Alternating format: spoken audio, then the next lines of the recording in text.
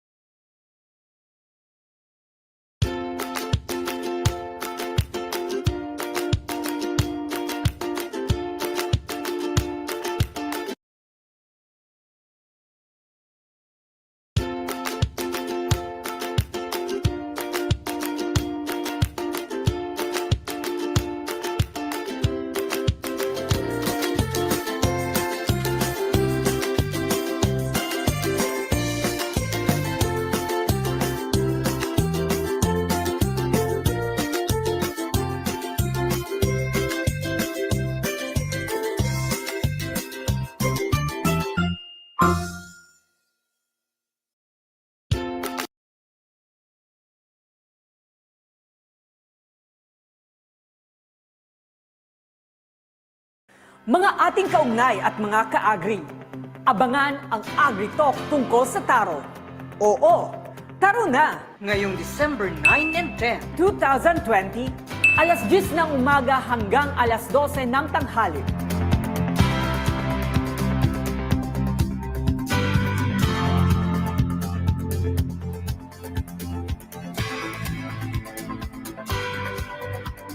Live na mapapanood sa FB pages ng ATI Bicol Sarabay Channel, Agriculture Online ng Manila Bulletin Agriculture Magazine at ATI Home of E-Extension of the Philippines.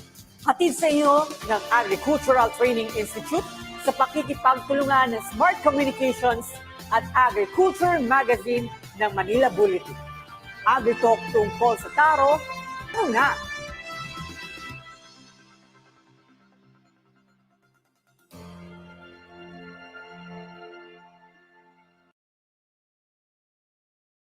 Mga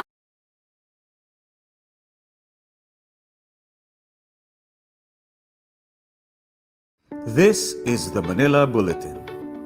Traversing time and truth since 1900. The newspaper with a century-long legacy of standing witness to the country's history and development. The Manila Bulletin's strong commitment to delivering news and information to the Filipino nation is a testament to its role in nation building and empowering the Filipino people. The Manila Bulletin tells timely stories and timeless truths. And this is its story.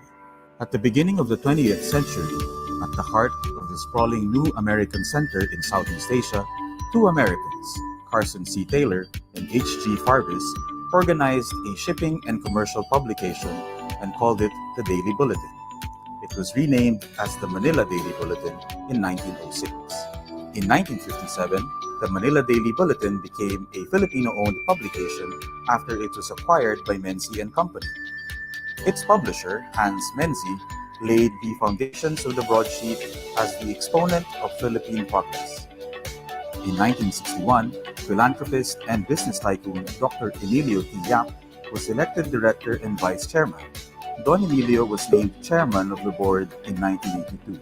Under his leadership, the Manila Bulletin was ushered in a new era of journalism to become the nation's leading newspaper by investing in a computerized editorial system, first in Asia, and started publishing its full-color issue. Today, the Manila Bulletin is headed and managed by Chairman Basilio Yap and Dr. Emilio C. Yap III.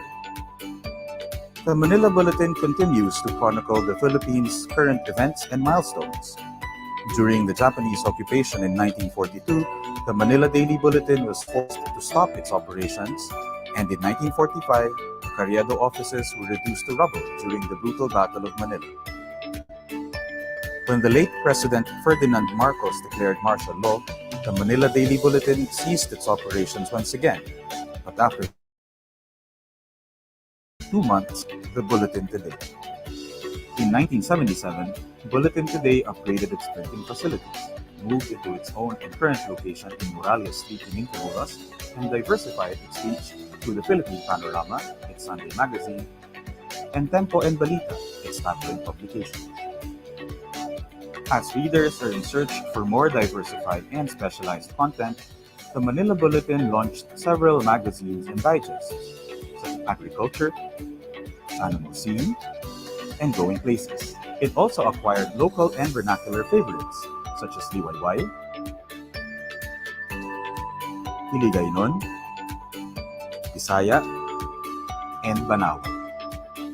The Manila Bulletin transformed itself into a multi-platform media provider and innovated the newspaper reading experience by integrating special executions in its publications, including a 3D edition, NFC, QR codes, pop-ups, post covers, and belly bands. The Manila Bulletin also opened digital platforms such as a website, app,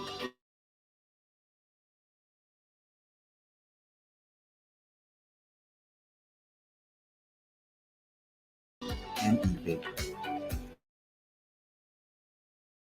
engaging the young generation of news and information consumers. Today, the Manila Bulletin strives to make the nation be fully informed, at the same time uplifting the Filipino spirit through there's good news here.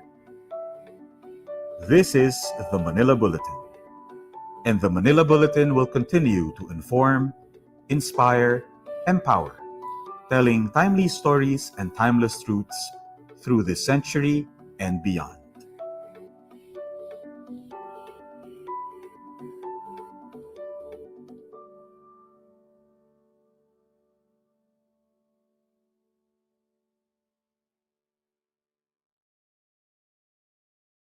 This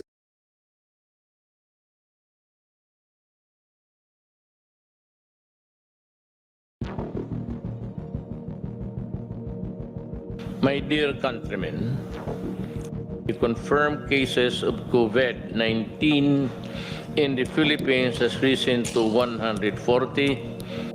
Upon further study of worldwide trends, I have come to the conclusion that stricter measures are necessary. It will be an enhanced quarantine during which the movement of everyone will be significantly limited.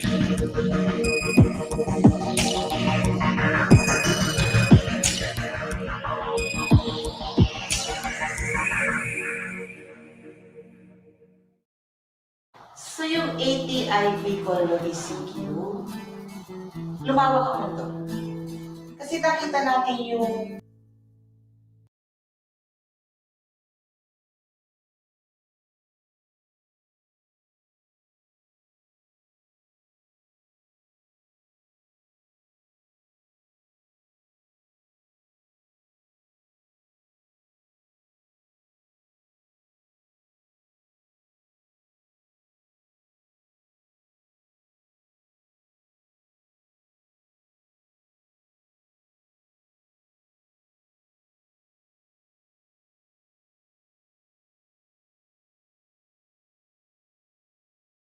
Tara na't ating alamin ang tungkol sa taro.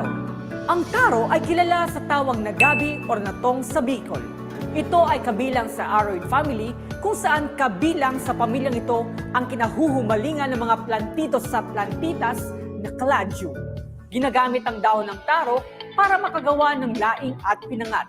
Ito ay mayaman sa carbohydrates, mababa sa fats, at mataas naman sa protein. Ito rin ay siksik sa carotene, potassium, calcium, phosphorus, iron, vitamin A, C, B-complex at dietary fiber.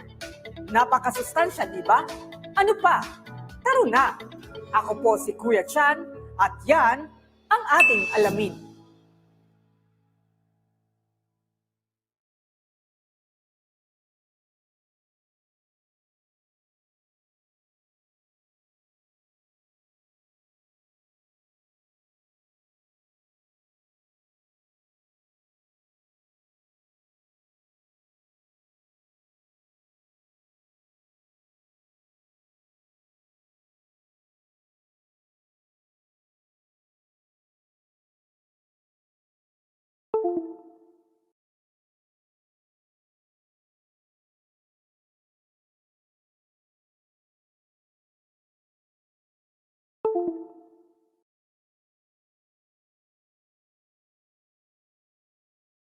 Tara na't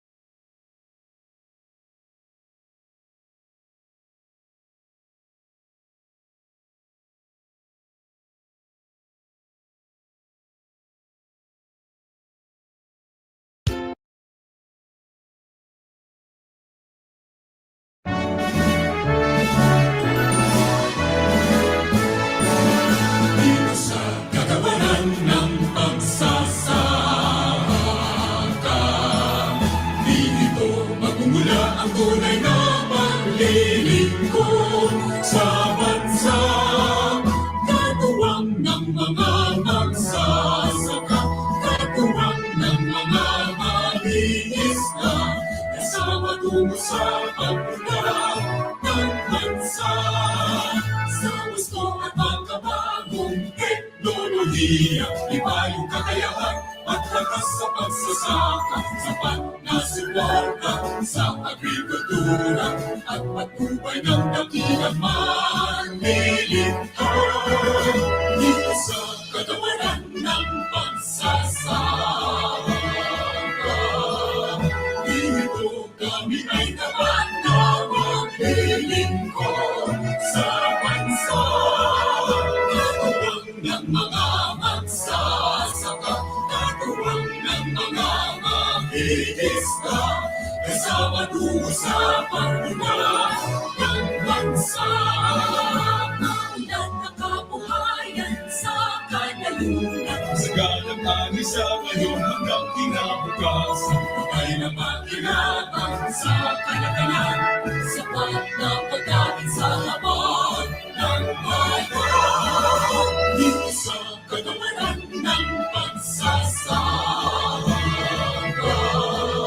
dito magmumula ang tunay na maglilingkod sa bansa.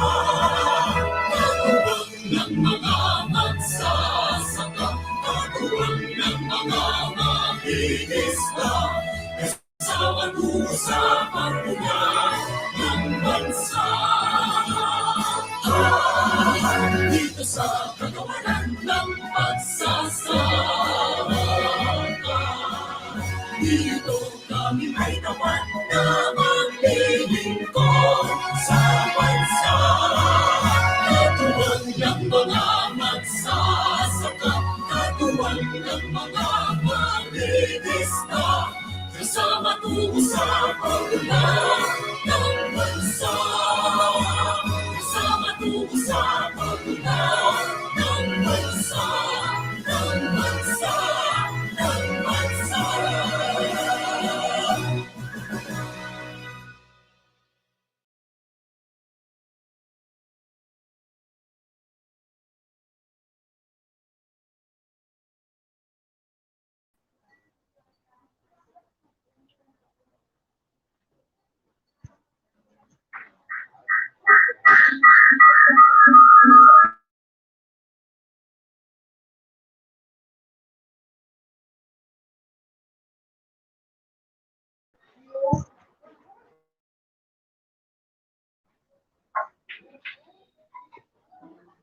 Magandang umaga mga ka-agri.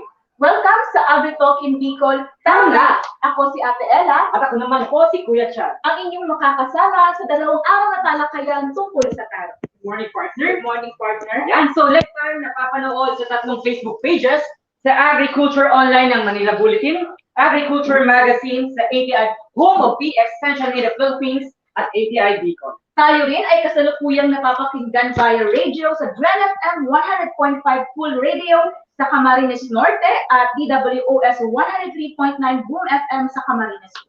At syempre, pagbati sa mga ka-agri-talk na nagtitipon-tipon ngayon sa Canapawan, Labo, Camarines Norte at sa San Vicente, Camarines Norte. Ang kanilang facilitator ay si Miss Dulce Doriman ng Provincial Agriculture Office sa Camarines Norte. Good morning po sa inyo dyan. Gayon din, may remote face-to-face tayo nagaganap ngayon sa Albay sa inisyatibo ng kanilang coordinator na si Miss Christine Cordinete ng Albay Provincial Agriculture Services. Magandang umaga po sa ating mga ka-agri dyan sa Albay. And of course, dito naman po sa ATI Bicol, sa likod po ng camera ito, live nating kasamang AgriTalk participants sa Camarines Sur at ang kanilang facilitator ay si Miss Raquel Nacario ng Camarines Sur Provincial Agriculture Office. Ang AgriTalk ay dala sa inyo ng Agricultural Training Institute, Regional Training Center 5 o ATI Bicol, pati rin ng Smart Communication at Agriculture Magazine ng Manila Bulletin Publishing Corporation.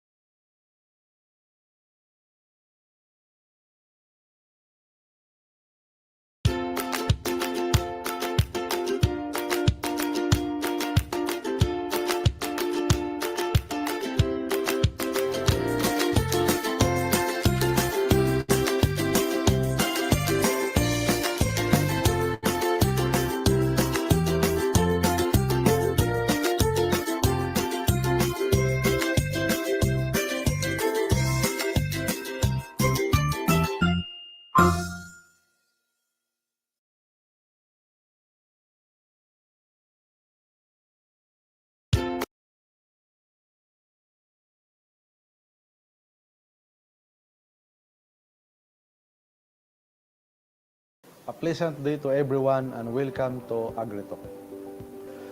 For almost 7 months now, since the pandemic, it has been our priority to introduce and expand the practice of urban agriculture. Isa itong paraan upang matugunan ang ilan sa mga problema dala ng pandemya pagdating sa mobilisasyon at supply ng pagkain.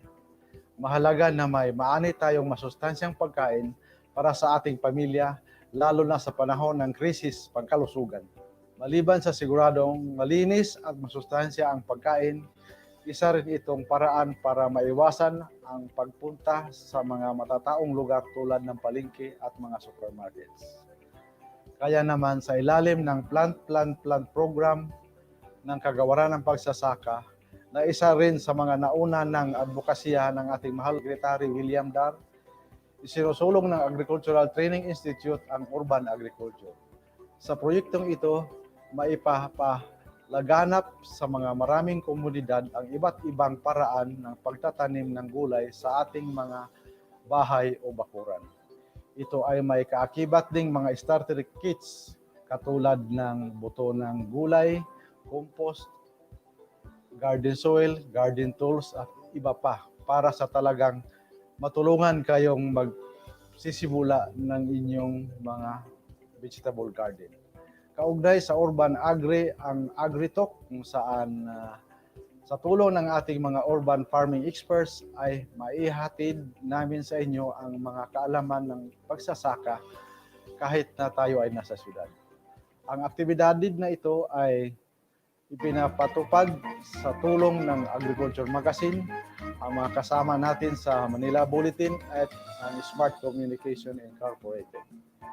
Ang patuloy na pagharap ng bansa sa krisis pangkalusugan ay nangangailangan ng mga panibagong kamalayan at paraan ng pamumuhay.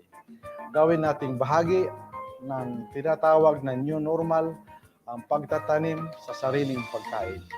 Ito ay upang mapanatili ang sapat na pagkain at wastong nutrisyon na kailangan sa anumang panahon at sa anumang sitwasyon. Mula natin ang pagbuo o di kaya naman ay palawakin ang inyong mga home garden. Manood, matuto at magtanim dito sa AgriTalk. Mabuhay po tayong lahat at maraming salamat po.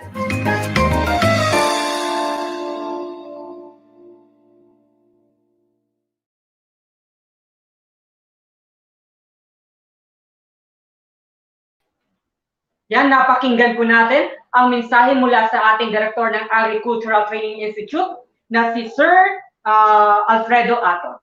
Siyempre, hindi kumpleto ang ating AgriTalk kung hindi natin mapapakinggan ang mensahe mula sa napaka-dynamic at hands-on na Center Director ng ATI Bicol na si Director Elsa A. Paron.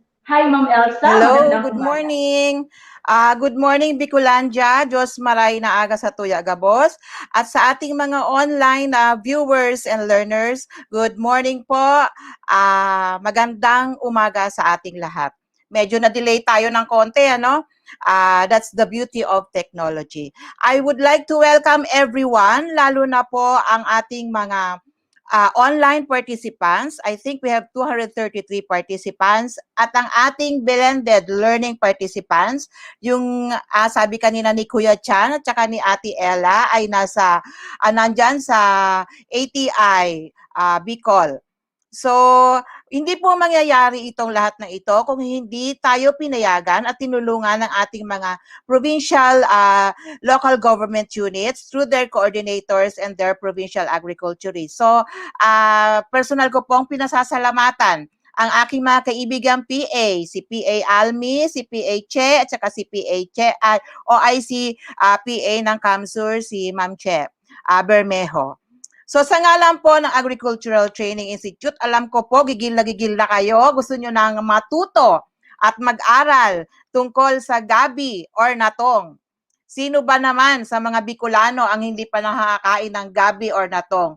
At yun ay parang kung may staple food tayo na kanin, meron din tayong staple gulay. Yan ay ang taro or natong. So hindi ko na po patatagalin sa pangalan po ng Agricultural Training Institute. lubos ko pong pinasasalamatan ang lahat ng mga tao at mga staff na sa likod nitong AgriTalk na ito. Naalala ko po nung 2017 po yata to inumpisahan sa Quezon City at ngayon ay nag-roll out na sa mga regions at salamat sa ATI Central Office for selecting also the ATI Bicol to host this AgriTalk. At napapanahon lang, sabi nga ni Kuya Chan kanina, na kung tayo ay hibang na hibang sa pagkokolekta ng kaladium, ito pong kaladium na itong ating pag-aaralan ay kaladium na bibigyan tayo ng talagang sinasisiguradong dagdag na kabuhayan at kalusugan. So hindi ko na po, sa ngalan po uli ng ATI Bicol, sa mga mauurag na staff, hello there, hello sa inyo lahat, see you in a bit. Maraming salamat po sa laging pag-antabay sa aming ATI Bicol #Sarabay channel. Hindi po kami titigil, lalo po kami nanggigigil pag kami ay merong mga pagkakataon na nasisilip upang lalo kayong bigyan ng karunungan at kaalaman tungkol sa agrikultura. Salamat Manila Bulletin, salamat sa mga partners, SMART, and salamat sa lahat. At sana po ay ang ating, sabi nga ng aming National Director, matuto, magtanim at mag-aral. So baliktarin natin, mag-aral, matuto, magtanim at magkaroon ng sapat na kabuhayan dahil sabi nga natin, hashtag natin, mataas na ani ay masaganang ani, mataas na kita. So ito po ang suporta ng ATI Bicol through the AgriTalk. So ano pang hinihintay natin? Tara na, taro na! Salamat po. Ibang rehiyon ng ating bansa ngayong taon. Dahil nga partner, ang Bicol ay kilala sa mga ginataang gulay nito. So pag-uusapan natin ngayon ay ang taro. Kaya naman, samahan ninyo kami sa 2 araw na talakayan tungkol sa taro.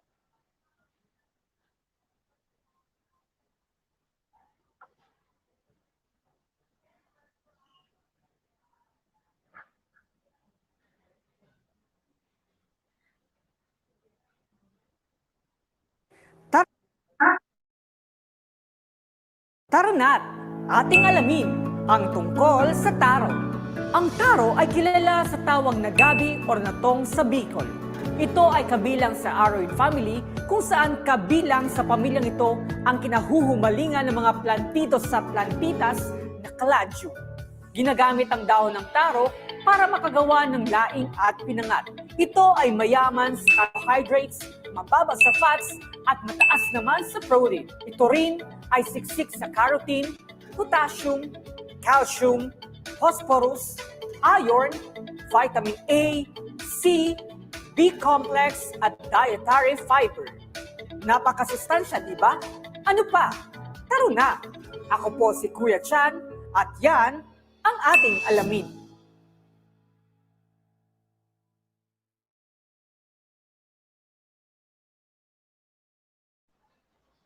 Alam mo ba, partner, na kilala rin bilang gabi ang tanim na taro. Ito ay nagbibigay sa atin ng iba't ibang masarap at masustansyang pagkain.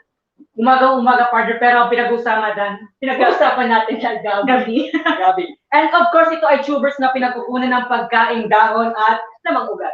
Likas itong tumutubo sa Philippines at Southeast Asia. And of course, kilala ito sa tawag na potato of the tropics. Alam niyo ba na sa Bicol region, ang dahon ng taro ay karaniwang ginagawang ginataang gulay. Oh, masarap yan, partner. Gata pa lang, ulam na. Yan. So, ngayong umaga, alamin naman natin ang kwento ni Mr. Saldi Castillo, ang president ng Nabua Gabi Farmers Association sa Camarines Sur. Hindi naging madali ang kanyang hinarap ng mga suliranin. Panoorin po natin ito.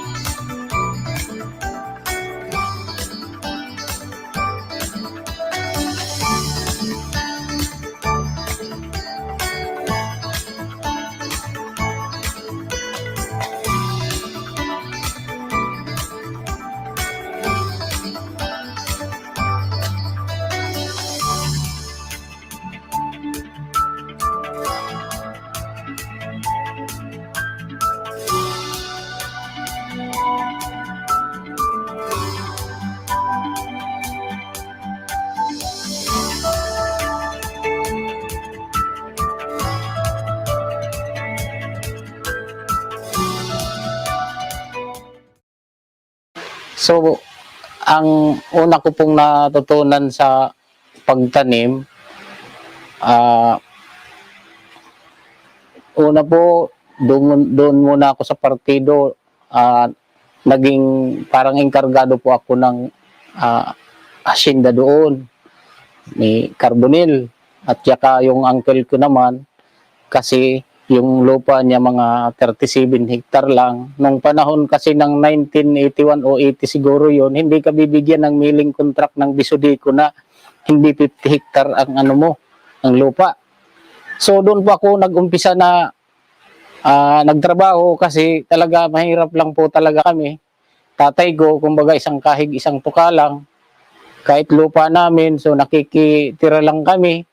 Kumbaga, kung minsan naaalala ko nga ako nung nag-i-eskwela pa ako na minsan lugaw lang ang pamaho namin, takbo na kami pa eskwelahan kasi malapit yung eskwelahan sa Bagong Bayan eh. Kaya lang, nung magpunta na ako na magtrabaho na ako na talagang gusto kong tumulong sa magulang ko, yun talaga nag-adapt ako ng ibang mga hanap buhay, kumbaga na gusto ko talagang baguhin yung buhay kong kinagisnan eh. Kaya lang, umpisa noon, doon sa tubuhan, tapos mapunta na ako ng Iriga. So, maisan na yung hinarap ko naman. Hanggang sa nagkaasawa ako noon, maisan na yung ano ko. Binigyan din kami ng grasya. So, nagkaroon kami ng mga nabili-biling mga lupa hanggang sa nakabili na kami dito.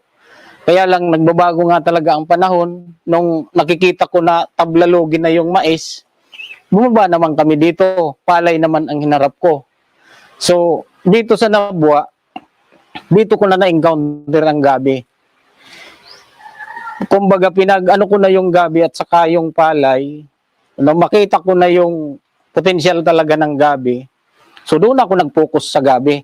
Kahit yung taniman ko noon, kumbaga, nakikihati-hati lang ako. Hindi ko pa sarili yung pinagtataniman ko. Kumbaga, nag-harvest ako noon ng mga, minsan, more than 100 kilos, isang harvest. Kasi yung buyer kahit noon dito, yung mundis pa lang. Yung mundis. Tapos, yung kilo noon ng gabi, 60, 70, ganon. So, doon ako nag-insist na tuloy-tuloy na yung ano ko ng paggabi kasi mas maluwag doon ang nakita kong pera eh. Napakadali. Kasi isang araw, minsan bumibilad ako ng mga 50 kilos diyan sa Millennium. Kaya lang nung medyo, ito nga, nakapasok na kasi nung meeting ka noon dito sa, Karairmana, ng Mundis, pumupunta si Sir, pumupunta yung mga taga-LGU. So, doon siya nakilala noon. Kaya pinag-ano siya ng isa sa mga empleyado ng LGU na anyamalin, mag-apply ka sa, pinag-ano na ni Sir na magpasok na talaga sa DE. So, doon na nag-umpisa po na, kumbaga nakita ni Sir ganun ang ng gabi, nag-iisip si Sir na talagang i-organize na yung gabi para magkaroon ng laban yung mga farmer. Kasi yung nga inkwento ko kanina na bibilin sa'yo ng 60, bibilin sa'yo ng 70, tapos uutangin, di ka nababalikan ng buyer dito. So kaya sabi ni Sir, i-organize anya natin to para kumbaga magkaroon ng laban yung mga farmers. So hanggang sa dumating yung araw na may mga buyer na talaga na malalaki galing sa DE, hindi naman sila makakuha sa mga kung sino-sino lang dyan, doon talaga sa Bulyoman. So dito pumasok sa asosasyon ng mga buyer na galing sa DE. Dito na ang mga buyer namin na kumbaga siya na ang pinagbibigyan namin ng mga gaya ng sa Malabon. So kumukuha na sila sa amin ng halos mga 1,000, so 800 kilos, ganon. So kaya talaga Bulyoman na po ang nailalabas namin na mga gabi. So, itong Bicol Best, sa Legazpi, dito nga sa may order sa amin na 1,000, kaya lang hindi pa kami nakikidil, kumbaga, hindi pa namin, kumbaga, sure. Kasi, hindi pa namin siya tested eh. Doon sa mga tested na namin, doon talaga kami kumukuha. Kaya, dito talaga sa gabi, kumbaga, sa totoo lang, ito talaga ang nakita ko na may potensyal kumpara sa palay na kumbaga, lalo na po sa ngayon na maraming kalaban ng palay, andyan ang tunggro, andyan ang daga, andyan na yung baha. So kumbaga, na tinatamaan tayo ng ng climate change. May panahon lang na maganda ang ang ani. Pero dito sa gabi, hindi kinakain ng daga, walang tunggro. So wala kami masyadong gastos sa medisina, or may abono naman pero konti. Hindi masyadong Kaya ito ang hanap buhay na kumbaga pinag-adapt ko na nakabago talaga ng buhay ko. Sa ngayon, so nakapagpatapos na kami ng mga 3 anak namin. So, ang ginawa ko naman, dahil pinagkulit din ako ni Sir na pumasok sa DE bilang LFD. So, yung mga inaalagaan kong mga gabing taniman, so kumuha na lang ako ng farmer na kumbaga hati-hatian na lang kami. So pinag-ano ako ng bomba. So yan ang ko, naghihintay na lang ako ng kumbaga yung kahatian ko doon sa gabi. So, kaya siguro hindi talaga mahirap na itanim ang gabi dahil talaga kumbaga kahit binibilad mo pa lang, may mga buyer na dumadaan-daan na, sige, ang gabi mo bilhin ko na. Samantalang ang palay, magbilad ka dyan, walang dadaan sa'yo na, bilhin ko na ang palay mo. So wala. Pero ang gabi, kahit hindi ka pa nga nag-harvest, bigyan na kitang advance. So ito ang naiibang pananim para sa akin na napakaluwag talaga ng pera. Kaya siguro, sa mga farmer siguro, na medyo nahihirapan din sila sa mga iba't ibang pananim na pagkakakitaan, itong gabi ang pinaka-simple. Kasi may panahon na kahit yung mga runners, malaking pera din. Kasi nung 2018, halos 1 milyon ang binili ng BE sa amin.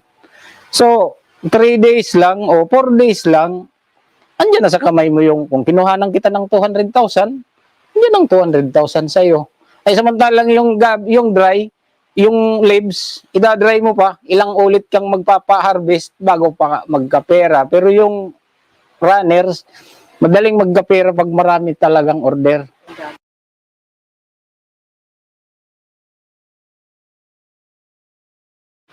So, ang gabi po, sa totoo lang, dapat talaga yung kontrolado mo yung tubig. Unang-una. Kasi pag walang tubig, kapag dinamuhan, yan po ang problema ng farmer.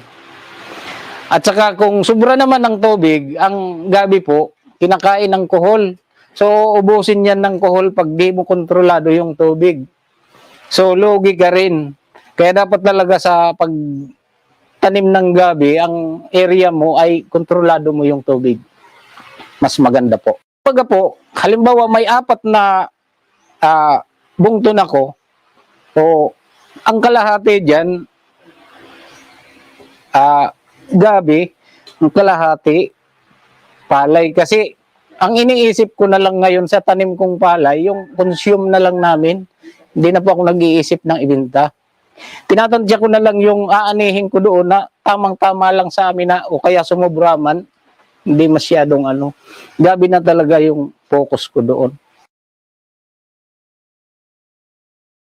Maganda po.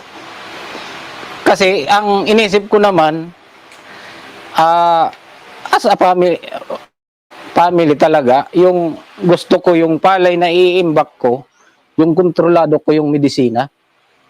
Yun ang unang inisip ko na, yun ang kakainin namin. Alam ko kung anong medisina lang na napakababang kalidad na medisina ang mga ginamit ko doon.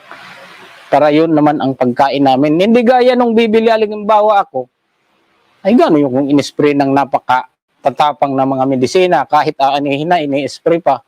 So, hindi ko alam. Kaya ito po ang parang naging ko sa sarili ko na pagdating sa palay, kailangan tanim ko yung i-consume ko. Hindi ako magbili na pagkain. So, start po ko 2016 kasi po parang nagkapuro problema yung association namin dahil unang-una po kasi noon yung presidente at saka yung nag-manage ng pagbenta ng gabi ay magkapatid. So hindi po sila nagkakasundo. So yun po ang isa sa problema ng presidente namin noon. Hindi naman namin maano kasi magkapatid sila. So kaya hanggang sa inabutan ng 3 years, nagkaroon po ng eleksyon kasi yung presidente namin, so kumbaga inatake, so parang minsan pawala-wala na siya sa sarili. So nag-eleksyon na pag 3 years.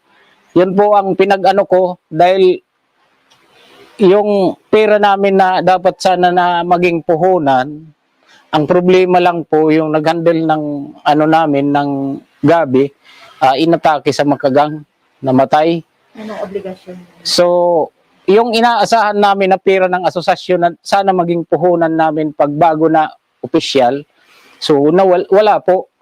Kaya ang inisip namin noon, nung mag-eleksyon, so nag-ano ako na magpanibago tayong share. Dahil kung kumbaga puhunan, may nag-ano lang, may nag-ano lang na, 4 lang kami noon na nagbigay, tagwa 1,000.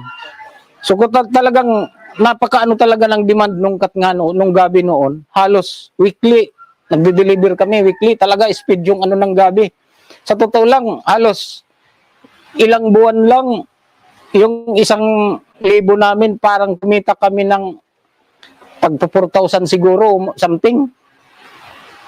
Napakabilis ng ano ng gabi. Kaya nga, yun ang inisip ko nang makita ko na yung hindi kayang abutin ng pera, kinukuha namin, binibinta namin, pagkatapos pagbalik, so binabayadan lahat. So, ilang buwan o kaya mag-1 taon, nakita ko na ito na ang pera namin. So, nasa more than 100,000 na, ganun. Hanggang sa mag 2 years ako, nakikita ko na more than 200 na siya. So, ang target ko noon, mag 3 years ako ang pera namin, more than 300,000. So, sa katapag doon sa pag 2 years ko, ang 219,000, nung mag-meeting kami, sabi ko, ibalik ko na yung mga share of stock ninyo kasi kayang-kaya na eh. Para nakikita ko naman na yung mga membro, parang sabik naman sila doon sa kita ng ano nila, ng pera nila. So doon na sila yung mga share nila, kukuha na sila ng halimbawa, may 10,000 na halimbawa yung share niya na 1,000. So kukunin ko niya yung 5,000, nagtitira ako ng 5. So ganun ang mangyayari. Kasi ako noon, yung share ko, 2 lang kami noon kasi ang unang malaking share noon, yung ano namin, yung parang yung gahandol ng gabi namin. Nag-share siya ng 6, nag-share ako ng 3. So, yung pera niya, nagti-30,000 na, yung pera ko, nagna-19,000 lang. So, ganun ang sistema. Sabi ko, may problema ka ako itong, kung iisipin, kasi pag, may mga membro din kasi na, halimbawa, ang isang membro, may share na 1,000. Makikita mo po ang hindi honest kasi kapag bumali yan, ang gusto niyan 2,000. Kapag hindi nagbayad, dala ka na ng 1,000. Nasamantalang kung 2,000, sabi ni Sir, kung ang share mo ay 2,000, ang pwede mo lang utangin ay 1,000. Magloko ka, mayroon kang 1,000 na. So, ganun sana. Kaya lang, nangyari noong kasi, may share na 2,000, kukuha 4,000. So, hindi na nagbabayad.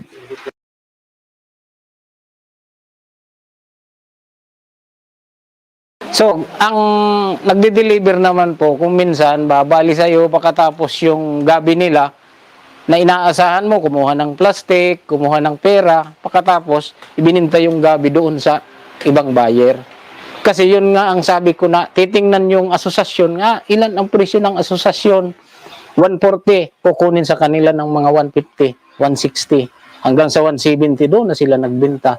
So, hindi ka na binigyan nung gabi na dapat pumasok sa asosasyon. Yun po ang mga nakita ko na problema dito sa asosasyon na kumbaga sa halip na yung pera mo ay tatakbo, so nakuha nila, na-stop nila. So, kaya ang ano ko, kapag ang ugali ng isang membro talagang palaging ganyan, so kinikick out ko kasi sakit ng ulo lang yan sa asosasyon eh. Katulad din ng palay, kumbaga may mga insect na kailangan mong bantayan na kapag hindi mo babantayan, lulugihin ka talaga. So, ganun din sa asosasyon. May mga hindi talaga mga sincero, kaya ngayon nga may bali na. Tapos, nagbago ng tanim, hindi nagbayad, umaani na. Hindi sa'yo nagdadala ng gabi, babali na naman. So, anong sistema ka? Ako, magdala ka muna ng gabi bago ka bigyan ng pera. So, kasi kung susundin mo na naman ang mga style niya, so, lulugihin ka na naman. Hindi gaya ng ibang buyer na kapag magkuha sa'yo ng pera, balik gabi, yung dried gabi. Minsan sobra, babalikan mo na naman. Kaya wala akong control kung magbigay sa mga sinserong mga farmer. Minsan nga may bumabali ng 10,000, 15,000. Kasi wala naman silang ano kung magdala eh. Dalang ka ng 100, dalang ka ng 200. So, hindi sila sakit ng ulo sa asosasyon eh. Kaysa yung pailan-ilan lang na, kumbaga, binigyan mo ng pera, binigyan mo ng plastic, pagkatapos walang dinalang gabi kasi ibininta sa iba. Sa Malabon, yung Transocean, tapos itong Bicol Best sa Albay, HNL, tapos dito po sa Naga yung RPM, tapos sa Taguig,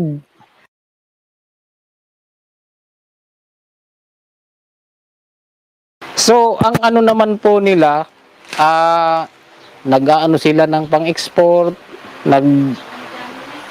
nag-iingkan sila, nagre-retail sila. Nagpapadala po sila ng ano mga yung pinag-vacuum ng so fresh talagang maray papunta sa iba-ibang bansa ang ano nila. Kaya sabi ko nga minsan nagbibiro ako, buti pa itong kat nga madaling makapayuis itong panatanim, hindi itong farmer. Pero parang biro ko lang na totoo. Ganyan po talaga ang ano nila, itong Bicol Best talagang nagluluto talaga sila ng ingkan sa laing o batil. Ganon. So kaya nga sila bumibili ng maramihan kasi minsan marami din ang order sa kanila. Kung minsan nga umorder sa amin ng mga 500 kilos, bibigyan namin ng mga 300, ganon. So hindi namin makuha yon kasi yung ano ng gabi noon napakataas. Yun nga, kumukuha sila ng 170 sa labas. Samantalang kami kumukuha lang ng 140, 150. So kaya kumbaga mahirapan kami noon na magkuha na yung mga kahit kami may malalaking buyer, mahirapan kaming mag-ipon ng ibibigay namin kasi yung mga membro namin, kumbaga doon na sa labas, nag-ano sila. Kung hahabulin naman namin yung presyong yun, lugi naman kami kasi yung mga buyer na malalaki, hindi mo pwedeng ura-urada, oh ganito na ang presyo namin, di mag-agreement muna kayo bago sila tataas. Kumbaga magsasabi ka na, oh ma'am, tataas kami ng ganito, 10 pesos, 20 pesos. Kailangan mo munang magsabi bago i-ano nila, i-adjust. Hindi gala ng mga buyer dito sa labas na, yung nga sabi kong titingnan ka lang, kung ilan ang presyo mo, papatungan yan nila. O doon na sa kanila yung mga gabi. Kaya sa ano ngayon, kumbaga, wala silang buyer sa labas, dito na naman sa amin pumapasok yung mga gabi. Kasi wala sa labas ngayon namibiling hindi gaya noon eh.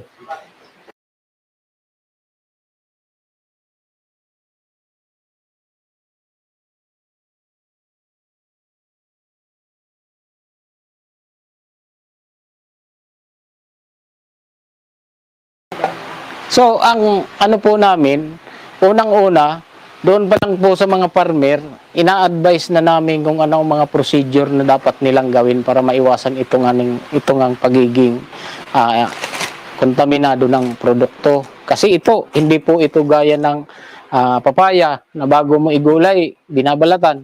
Ito, direkta na ito eh. Kaya ang ano talaga namin, pag galing doon, kahit yung sasakyan nila, hanggang dito, ano talaga namin na hindi talaga yung may mga halong karga na pwedeng makontaminate ang gabi. So pangalawa, yung unang-una pa lang yung mga lalagyan nila pag nag-harvest, yung biladan, at saka yung mga style ng pag proseso ng pagdadry. Kasi ito po kasi, kapag i-dry mo siya, kapag kinuha mo siya na masyado pa siyang crispy, nadadamage siya masyado. Kailangan, siguro, pag dry niya, siguro idadalhin mo muna sa lilim na lugar, siguro mga 10 to 15 minutes o mga 1 hour. Kailangan mo munang palambutin na hindi na siya madudurog bago siya i-plastic. So pagdating naman dito, ang ginagawa namin, mayroon kaming mga number sa kanila. Kung anong number mo, kapag nag-sorting kami, kapag may problema yung gabi mo, ikaw lang talaga ang tatawagan namin. Ang gabi mo ganito, may mga ano kaming nakita. So, yan ang ano namin. Kaya pag ulit-ulit na ganun ang gawa nila, pwede rin namin hindi kuhanin ang kanilang produkto kasi makakasama yun sa buyer. So, yung mga membro naman na talagang walang problema, so tuloy-tuloy lang talaga kasi alam naman namin kung saan nanggagaling yung hindi talaga maganda yung quality ng kanilang dried. So, dito na talaga kami nag-aano na lahat talagang ilalabas namin dumaan dito sa sorting. So, yung mga maliliit, nahulog na doon sa baba o kung ano pa man ang bagay na alikabok. Tapos yung mga patak-patak dito na hindi magandang tingnan, so kinukuha yan namin, hinihiwalay para ang pupunta talaga sa buyer, ito na, may quality na talaga.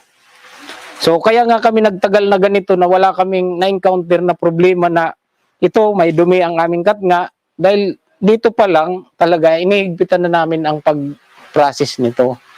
Unang-una dito sa area na kailangan close talaga na walang makakapasok na mga kahit mga hayop-hayop na kuha pag magpa-process talaga. Maliban lang ngayon na talagang bukas na ano, ito ang ano ko na maprotektahan din ito dahil kung gusto kaming sirain, madali lang pasukin ka lang dito, anuhan ito, lagyan kung anong mga ano dito sa gabi, pwede na kaming maano. Kaya kami kahit dito pag gabi ikinakandado yan namin para alam namin na wala talagang papasok dito. Hanggang sa paglabas, ito pinagtataob yan namin kasi isa rin yan sa mga nakakaano ng init. Init kasi ang madaling makapagbago ng kulay ng gabi. Ito, init. Kapag inabot yan ng ng init, ilang araw lang magbabago ang kulay niyan. Pero kapag hindi siya abutin, lalo kapag nakapak ng ganon, tapos talagang manatili siyang so kahit 3 buwan, hindi siya nagbabago ng kulay. Kahit 3 buwan, namimintin namin na hindi magbago yung kulay. So parang ganun lang. Nasa nangaka ko, ganito rin ang gawin ninyo para ma-maintain din ninyo na kahit mag-imbak kayo ng ilang buwan, ma-maintain ninyo yung kulay ng gabi. So kasi marami din na buyer hindi nila alam nila kapag andyan na kung kahit saan-saan lang nila i-imbak, okay na. So sensitibo din ng gabi, ayaw niya na nakikita ng araw. Kasi isang linggo lang, madali siyang magbago. So magbubulaw na yan, so pangit ang tingnan. So kaya ganito ang ginawa namin. So marami pa talaga akong gustong gawin. Ito gusto ko pa yan ikisamihan tapos para yung init. So hindi talaga dito. Yan po talaga ma'am ang pa namin. Kaya lang hindi pa namin hinay-hinay lang na ito kasi ang ginagawa ko na nito personal na po na gasto, hindi po ito asosasyon Dahil sarili po talaga ito namin. So, kumbaga, ang lang ng asosasyon dito, kumbaga nag-aano lang ng 500 a month. Yun lang. So, nung mag-argila kami sa labas, 800 ang pinagrenta namin nung hindi ko pa ito nagagamit. Kaya lang nung medyo sabi ko kimalin may naipon na akong halos more than 60,000 sa runners nga. Ito ipinagawa ko na naman ito para medyo lumawak-lawak ang namin. yung imbakan. Katapos noon, medyo lumaki na naman uli yung ano namin, yung share. Sabi ko kay Malin, ilan nakako yung share natin? So, more than 30,000. So, sabi ko, kukunin ko naman yung iba. Dadagdagan ko na lang ako at bibili ako ng sasakyan. Ito, bumili na kami ng sasakyan. Kaya ito po ang isa sa mga, kumbaga, remembrance ko sa gabi na, kumbaga, minsan inisip ko rin na, ito lang ba? Motor? Ito lang ba? Tricycle? Parang gusto ko rin na makaranas na magmaneho ng sasakyan. So, dumating din talaga. Kaya kumbaga, iyan ang mga bagay na hindi ko inaasahan na dahil sa, kumbaga, sa luwag ng pera ng gabi na inahandle namin, lalo na sa hanap buhay namin. So, ito, parang naging komportable na rin ako. Yung mga anak ko, tapos ito, kumbaga, si Sir naman, ayaw ko sanang pumasok na sa agriculture, kaya lang talaga nakikita ni Sir, kailangan talaga ako doon. Kaya ginawa ko, ano na talaga ako doon sa gabi ko na makihati-hati na lang ako. Nag-ano na ako ng farmers. Kumbaga, yun lang siguro.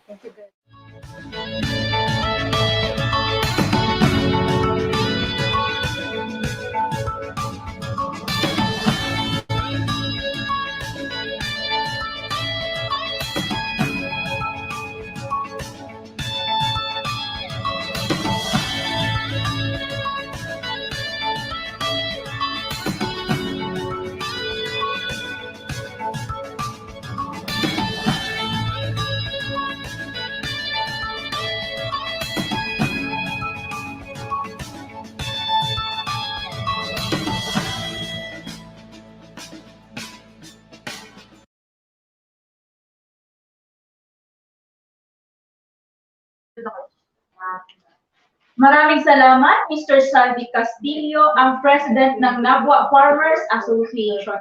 Ika nga, partner, gabi talaga ang naitulong ng taro sa kanila. So kung dati ay simpleng tanim lamang na tumutubo ng kusa sa ating bahay ang taro, ngayon ito ay high-value product na. Ito ay patunay na dito dahil napakinggan natin ito kay Mr. Saldi Castillo. Tama, partner. So, ngayon naman, sabi nga ni Sir Saldi, buti pa daw ang taro or laing ay nakapunta na sa US. Paano naman daw siya? Pero, mali natin sa pagdating ng panahon, may masaganang umagang naghihintay sa'yo dahil sa gabi. So, ngayon, alamin naman natin kung gaano ilan ba sa production. So, alamin naman natin ang cost and return analysis for taro and good agricultural practices on gabi production upang maging profitable ang pagtanim at pagproseso nito. Tatalakayin ito ni Sir Ronald Comprada ng Albay Experiment Station. Siya ay Science Research Specialist 2 para talakayin ang gap tungkol sa MCSTD o Multi-Commodity Solar Tunnel Type Dryer and other interventions, and of course, ang cost and return analysis for taro.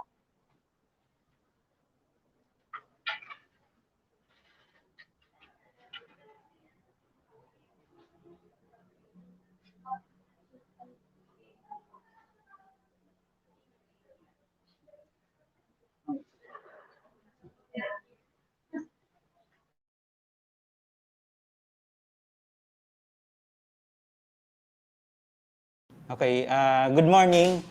Bali, ang discussion ko ngayon is about the prospects of taro industry. Mag-focus ako ngayon sa Bicol. Kasi ang Bicol region, pagdating sa taro, lalo na ang Albay province, kilala sa laing. Tinatawag natin yung about sa Libsia. Marami pong gamit.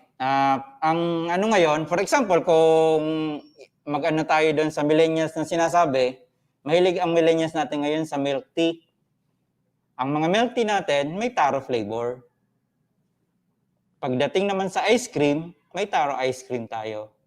So, tapos, very famous, kung pumunta ka sa ibang regions, taro chips, garlic flavor, cheese flavor, then barbecue flavor out of taro. So marami pong gamit.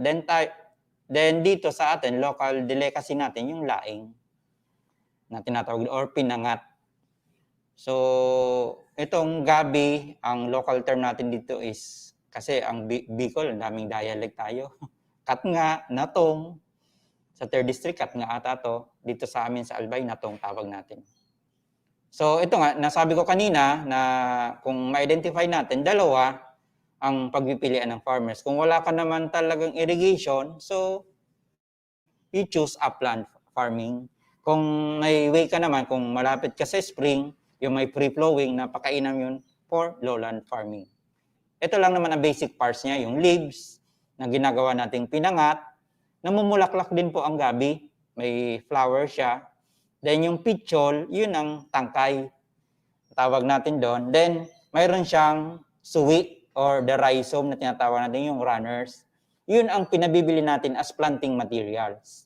So kaya nga, for example, nagtanim ka in a hectare, usually ang rhizome or yung suhi, 2 to 3 ang makukuha mo doon. So ngayon, may bentahan ng 2 pesos yan or to 3 pesos, may kikitain ka pa. As planting materials, no need na bunutin mo yung main plant mo para ibenta as planting materials. Then, yung corn, yun mismo ang natawag lamang gabi, yun ang pinaprocess into chips. Pero kung magda-dried leaves ka, hindi mo kailangang patubuin o patagalin ng masyado. Pag mag-harvest ng gabi, 3 to 4 months lang kailangan mo, pwede ka na mag-harvest ng leaves. Samantalang, kung for tubers or yung unod na sinasabi natin, it takes 7 to 9 months para mag-mature. So, ito, may mga local varieties tayo na tinatawag sa lowland. Ito ang ma-identified, yung prinsesa, balitaka. Ito yung dalawa na pinamimigay ng high value crops. Then, ito din ang tinatanim dyan sa Nabwa. Kasi bakit ito ang tinatanim nila? Unang-una, yung midrib niya smooth. Madali siyang ma-dry. Then, pati ang drying period niya, madali siyang ma-dry. Itong dalawa, prinsesa and balitaka. Then, yung eating quality niya napakasarap. Then, mayroon tayong Bicol Purple, may Quezon White, Quezon Green, Ilocos Purple Batik, may Vizcaya Green, Bicol Purple Wild, then may wild din na prinsesa. Then, itong upland, dito sa amin, siguro kung ito yung particular na tinatanim for upland, yung Trinidad, Calamba, Kinusol, Calpao, Sibulanon, Dashen, Ngatong, Lampakan, and may additional kami dito. Then ito yung mga sabi nating naka-registered sa insect na varieties na may mga code na PSBBG1. Kung mag-YouTubers ka, ito ang pwede mong i-harvest. On the average, ang PSBBG1, pwede ka mag-harvest around 7.2 tons per hectare for tubers to. Yung BG2, 6.7, SBBG3, 7.2, PSBBG4, 6.5. Parang nag-range siya sa 7. Then insect, G8, G6, halos 7 tons per hectare siya. So sa gabi leaves and tubers, may mga trivia siguro akong ibibigay. Yung pag-harvest po ng gabi natin, hindi kailangang puputulin. Wala tayong gagamitin na any mechanical or gunting or itak. Just a snap of your finger, pwede mong i-harvest. Pag nagpapatraining kami, ito ang palagi naming inuulit sa ating mga farmers. Kailangan natin na safe ang pinuproduce natin dahil pagkain nga to. So, sinasabi namin, pag quality is right, food is safe. So, pag ito ang palagi namin tagline na sinasabi, na nakalink doon sa good agricultural practices. Ano ba ang nakapaloob doon sa good agricultural practice na sinasabi namin? Unang-una, yun, kailangan natin mag-land prep. Kasi nga, pag ang any plant or any cash crop, pag hindi mo ni-land prep, talagang tatalunin ka ng weeds or mga pests. Then, preparation of gabi seedlings or sets, yun nga, may rhizome, yung suhi, ito yung kukunin natin, then ikakat ang roots nun, half of the tubers, then i-remove yung leaves niya, then yun, ready for distribution as planting materials. Yes po. Kailangan mo ng at least i-plow and harrow thoroughly para ma-minimize natin yung weed population. Yun lang naman. Then usually, pag nasa rice field ka, man-notice mo talaga maraming asola. Wala pong problema yon. And standard na binibigay natin, planting distance is 75 cm by 50 cm between hills. Between rows, 75 cm and between hills is 50 cm. Ganun lang po kasimple. Ito mga old folks natin or talagang experience na seasoned na nagpa-plant, matatanda na, nag-join sila during our focus group discussion. Sir, pwede kayo mag-share, sabi niya sa akin. Sabi ko, sige, wala pong problema yon. Ganito yung ginagawa nila. Para kung gusto mong magtanim, ang purpose mo sa fresh leaves or dried leaves, lalaki daw ang mga dahon nun. Ang gagawin mo lang, you need to prune. Or tinatawag natin na anong tawag doon? Nyaraton. 1.5 month after planting, puputulin mo yon, at least 10 to 15 cm ang ititira mo doon sa pitchol. For example, ito ang base, mga ganyan, puputulin mo yon. So, after nun, pwede mong i-fertilize na inorganic or organic fertilizer. Then, you will notice na pag sumibol yun ng bagong leaves, 2 times bigger than the original. Mas lalaki. Then, next tip, kung gusto mo talagang malaki, malago, ang tanim mong gabi, you need not, di mo na kailangan mag-fertilize, magtanim ka doon sa free-flowing. Low maintenance, halos walang tumutubong leaves, doon ka magtanim, walang fertilizer gagamitin, napakaganda po ng gabi plantation mo kung nasa free-flowing ang area mo. Nagpatotoo nito yung mga seasoned processor ng pinangat sa kamalig. Kaya pala talagang malalaki ang dahon na tanim nila, doon silang tatanim sa free-flowing area. So sa weeding naman, talagang hindi natin maiwasan, kailangan mo mag-weed talaga on occasional basis pag nakita mo talagang populated siya ng weeds. Pero kung hindi, kung nasa free-flowing nga, di mo na kailangang pagtuunan ng pansin ang pag-maintain ng area mo. Pero for the purpose of fertilization, unang-una, lahat ng tanim, mag-ano man yan, mag-lowland, mag-upland, yun ang basic na sinasabi natin sa farmers. Kailangan natin ng soil analysis. Pero kung wala yon, eto pwede naming i-recommend. Pwede kang magamit ng compost or manure during planting at the rate of 2 tons per hectare. Pwede ka maglagay para at least maganda yung soil texture, maganda yung quality ng soil mo. Or pwede ka maggamit ng inorganic into split application.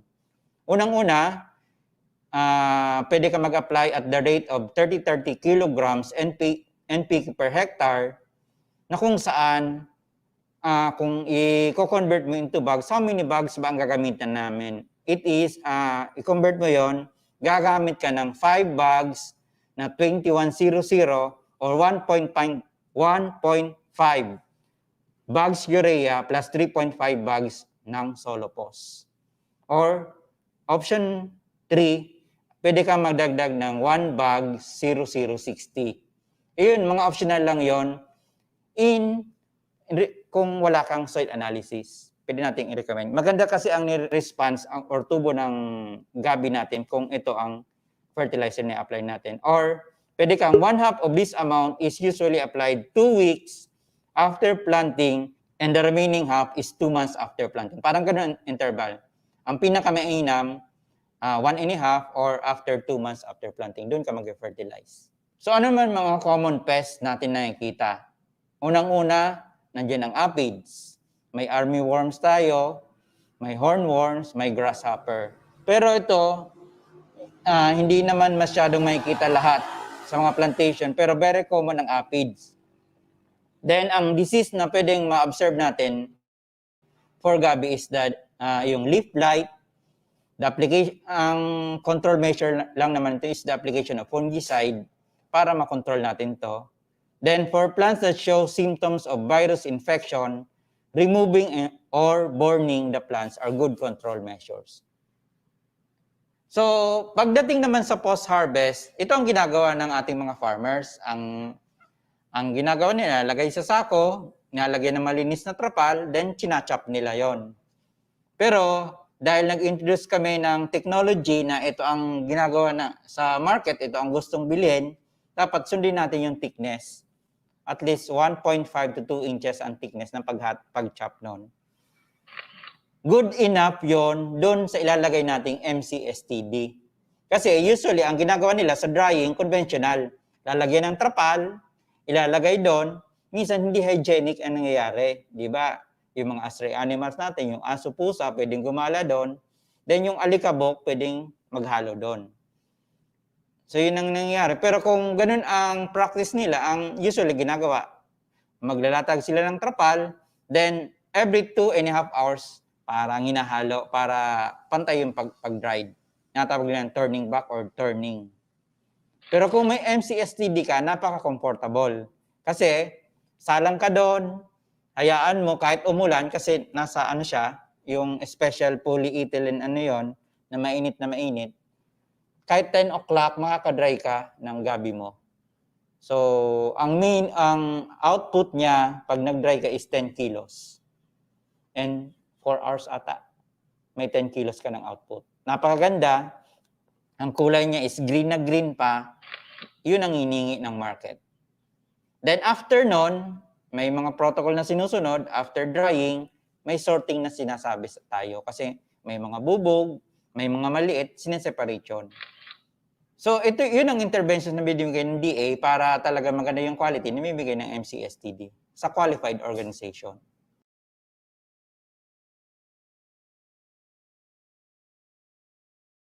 Ang cost and return analysis on gabi production na i-discuss ko will focus on dried gabi leaves. Kasi nakita namin, pagdating sa gabi, kaya doon sa Nabwa, Camarines Sur, maraming na-convince kami na ang taro mas maganda kaysa rice farming. Unang-una kasi pag sinabing rice farming, yung cost of inputs, ang tataas ng fertilizer, pagdating sa taro, very minimal ang cost niya. Dalawang category ang i-discuss ko. Pagdating sa leaves, focus tayo sa fresh and dried. Pag fresh, siguro malulula kayo pagdating doon sa gross sales, abot siya ng almost 362,250 in a hectare. Pag nag-dried tayo, almost doubled, 569,250 with a production cost sa fresh na 37,590 and sa dried almost 40,000. Ang net income niya nakakalula. Pero totoo po to, gumawa kami ng focus group discussion, mismo ang farmers ang nagpatotoo na valid ang kiniklaim ng Nabwa na pag nagtanim ka ng taro compare sa palay, 3 times ang pwede mong i-earn. So, kaya sa ngayon, siguro kung hindi yun nasira ng bagyo, almost 100 hectares na nasa Nabwa ngayon, converted to taro farming. So kung makikita nyo dito, pag fresh, ang net income mo is almost 300,000 and 528,535 sa dried, with an OI na sa dried almost 1,298%. Minsan, paano namin na-prove to? So the succeeding slides magpapatotoo. Ito ang mga assumptions namin. Ang High Value Crops Development Program, ang lead banner program ng DA na nakatoka sa about crops. Ang taro is considered namin as cash crops kasi within 3 to 4 months pwede ka na mag-harvest kung intended siya for leaves. So ang high value, namimigay kami per hectare sa qualified recipient ng 15,000 gabi pieces planting materials with a planting distance of 50 by 75 cm. Mamaya i-discuss ko. Then usually, as per doon sa mga farmers na interview namin, nakausap namin during our focus group discussion, ang frequency of harvest is every 4 days. Then ang vegetative stage ng gabi, umaabot siya ng 90 days or 3 months. Then the productive stage niya, 9 months or 275 days. Itong mga converted ko into days, magagamit natin yun mamaya sa computation. Kasi kaya nilagay ito sa assumption, using fresh leaves. Then numbered times of harvest, kung may 9 months ka, yung 275 mo with a frequency of 4 days na harvest, in a year, 69 times ka mag-harvest. So 275 by 4, yun ang frequency of harvest mo, number of times. Then usually, ang nagbebenta natin sa mga farmers natin, every bundle, pwede mong makuha is 15 pieces. Fresh leaves with pitchul pa. Kasi nakatangkay siya, parang ganon. Ang farm gate price niya per bundle dati is 7 pesos per bundle. Kung ngayon, bibilhin mo, nagtanong-tanong ako sa market ngayon, nag-range siya to 20 to 25 pesos. So, iisipin mo, yung kaninang pinag-usapan natin na ROI, mas madodoble pa yon. Dito sa kasalukuyan, sa Albay, or sa Bicol, pwede nating sabihin, ito na ang kalakaran. Pag may kalabaw ka, or tinatawag na natin na man-animal days, 500 na ang bayaran ngayon per day. Then, kung Mondays, yung tao, yung laborer mo sa farm is 350 pesos. Then usually, ito optional na. Kasi yung mga farmers natin na nag-join sa amin sa focus group discussion, pag sinabi mong ang area mo is nasa free-flowing, parang nasa stream, yung free-flowing, di mo na kailangan mag-weed. Kasi wala talagang damo na tutubo doon and di mo na kailangan mag-fertilize. Pero kung may nakita ka, optional to, pwede ka magpa-weed in a hectare, 2 man days per 1,000 square meter to ang pwede niyang linisan. Kung madamo, so aabot ang 1 hektarya sa buong taon, you will hire at least 20 man days. Sa harvesting naman, ganun din, 2 man days per 1,000 square meter, then 20 man days sa entire year niya.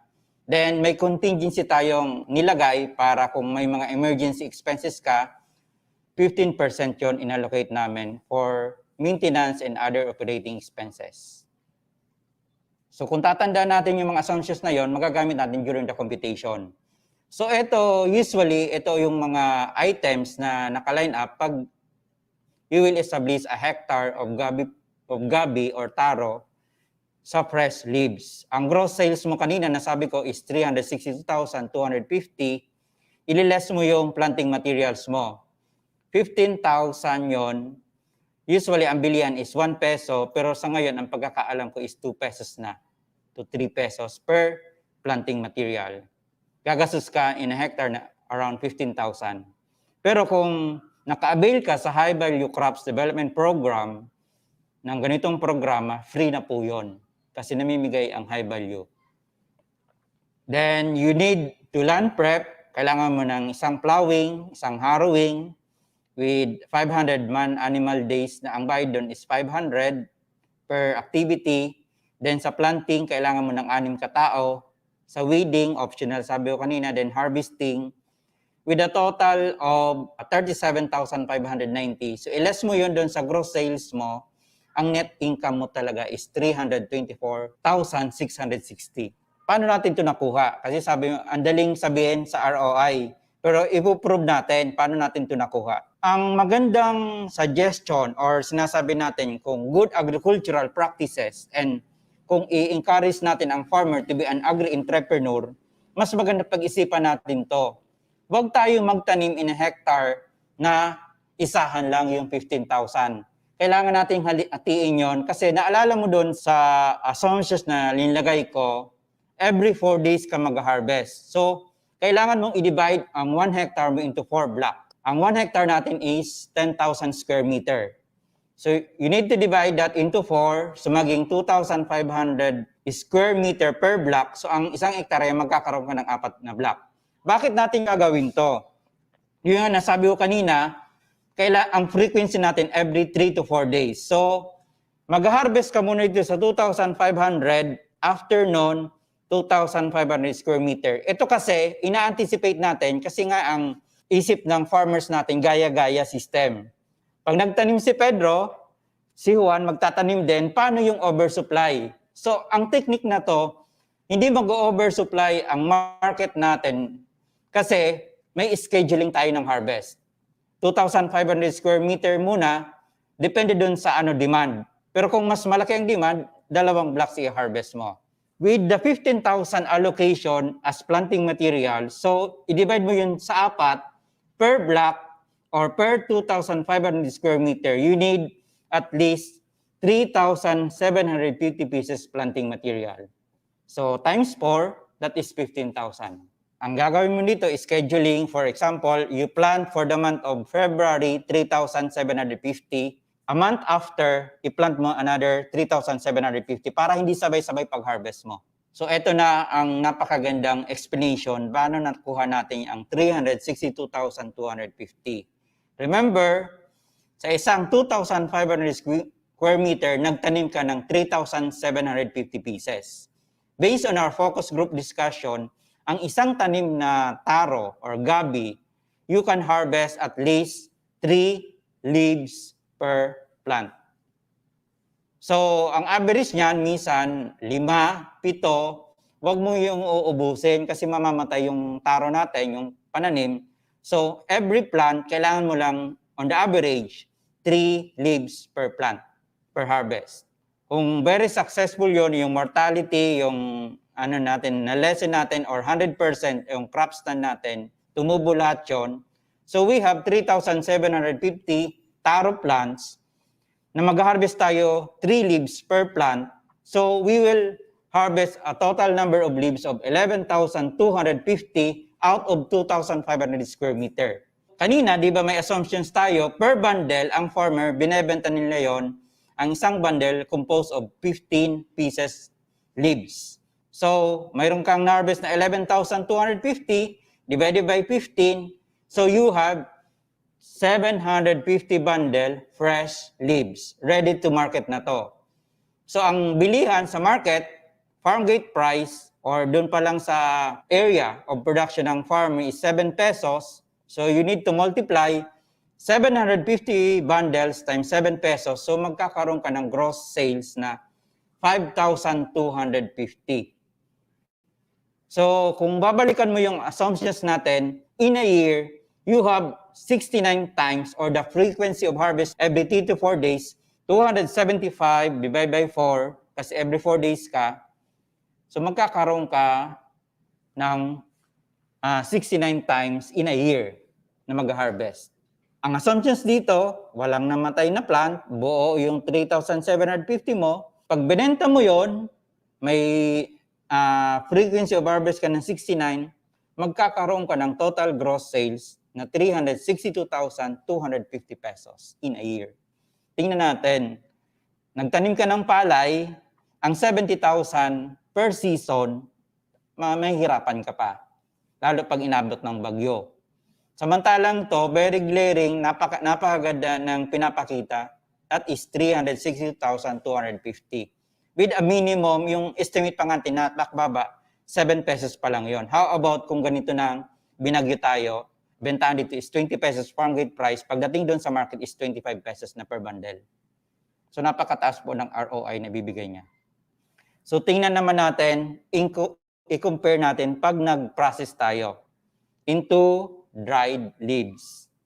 The same, namigay ang DA or naka-avail ang isang farmer sa High Value Crops Development Program ng 15,000 planting materials, the same frequency of harvest, 4 days, vegetative stage, 3 months, 90 days, number of times of harvest, 69 times. Ngayon, may iba tayo doon sa assumption. Ang 30 pieces mo, fresh, pag na tinimbang mo yon, on the average, that is 1 kilo fresh. Then, ang 5 kilos na fresh, pag dinried mo, makukuha mo lang is only 1 kilo dried gabi leaves. So, pag inisip mo, bakit ko pa i-dry yung kung pwede ko na ibenta ng fresh. Pero ito ang napakagandang reason nun. Kasi, pag dinry mo siya, hindi na po 7 pesos per bundle. Per kilo, ang bentahan ngayon, or previously, that is 110 pesos per kilo. Dried. Ngayon, mayroon tayong buyer. Baka magtanong ating mga farmers, saan namin yan ibebenta? Mayroon tayong local processor dito, yung Bicol's Best. Kumukuha pa sila sa Nabwa. Kung mga taga-Albay tayo, bakit hindi tayo mag-provide ng supply sa kapwa albayano natin, kumukuha pa sila sa Nabwa kasi wala tayong ma-provide. So kaya nga ito ini-encourage namin nung during time na around 2018, namigay ang high value crops dito sa mga albayano ng dalawang variety na pinopropagate or tinatanim ng Nabwa. That is Balitaka and Binting Dalaga. Yung dalawang yun kasi pag inano mo, very suitable for dried leaves purposes. Kasi ang dali niyang ma-dried, tapos gagamit ka pa ng technology, yung pinamibigay ng high value crops, that is the MCSTD, the Multi-Commodity Solar Tunnel Dryer, na kung saan magdadry ka doon, ang quality niya is napakaganda. Kasi pag dinay mo directly sunlight, brownish ang leaves. Pag gumamit ka ng MCSTD, parang green lang siya. Kaya nga pumasa ang Nabwa farmers or the NAGFA, naging supplier sila ng Goldilocks. So kung kumakain tayo ng Goldilocks dati, ang kinakain is from Nabwa yun. So to continue, ganun din yung assumptions natin sa bayaran. Pag may kalabaw ka, 500, 350, then the same yung sa weeding, harvesting, and drying cost. So ito naman yung assumptions natin. Nagtanim ka sa 2,500 square meter mo ng 3,750, nag-harvest ka ng 3 leaves per plant. So you will harvest around 11,250 leaves. Fresh po yun na.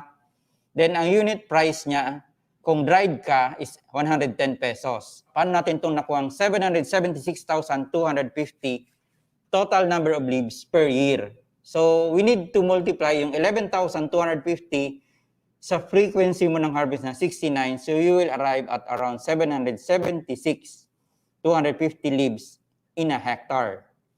So a volume of dried leaves produced per year is almost 5 tons or more than 5 tons, 5,175. Paano naman natin ito nakuha?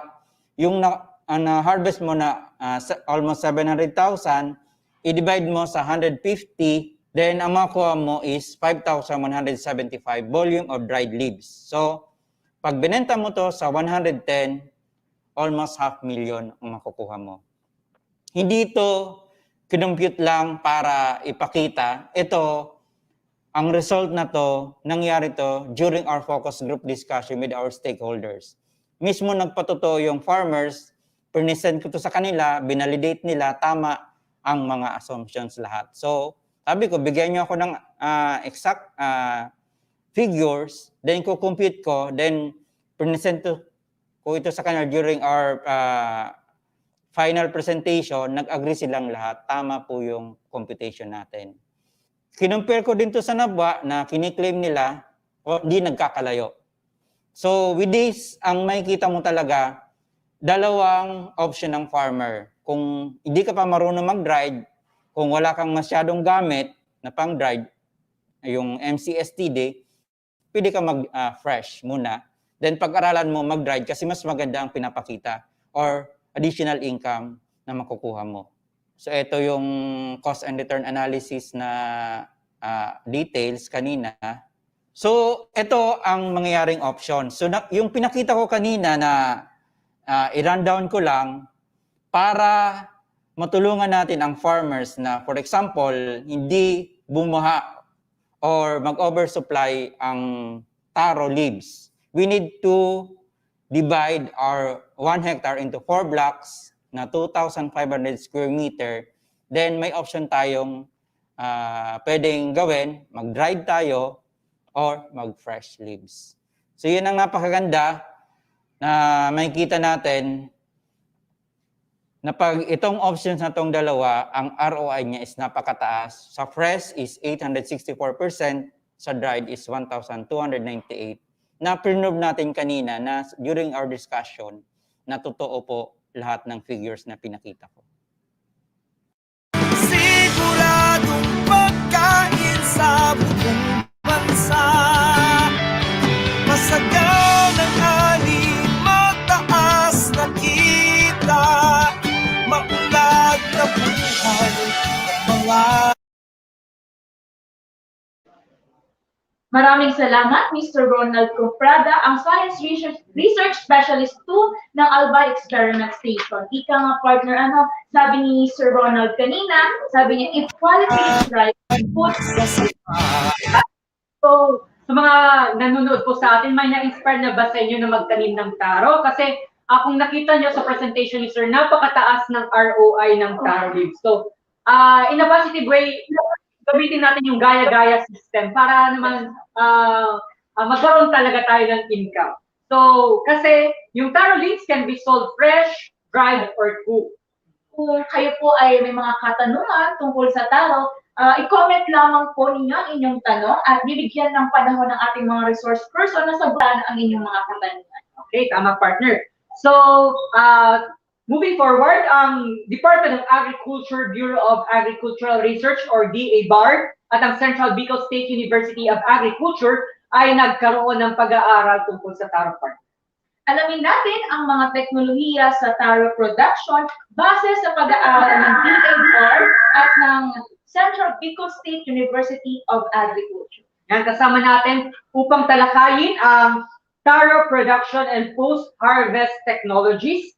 Kasama natin sina Dr. Maria Dulce Mostoles, Vice President for Research and Innovation, at si Professor Lilia Pasiona, Study Leader on Taro Cultivars. So, ang Agritalk in Bicol Taruna ay in partnership of Agricultural Training Institute, Regional Training Center 5 o ATI Bicol with Smart Communications and Manila Bulletin. Yan, maraming salamat sa ating mga partners. So, shout out. Bubulol na ako, partner.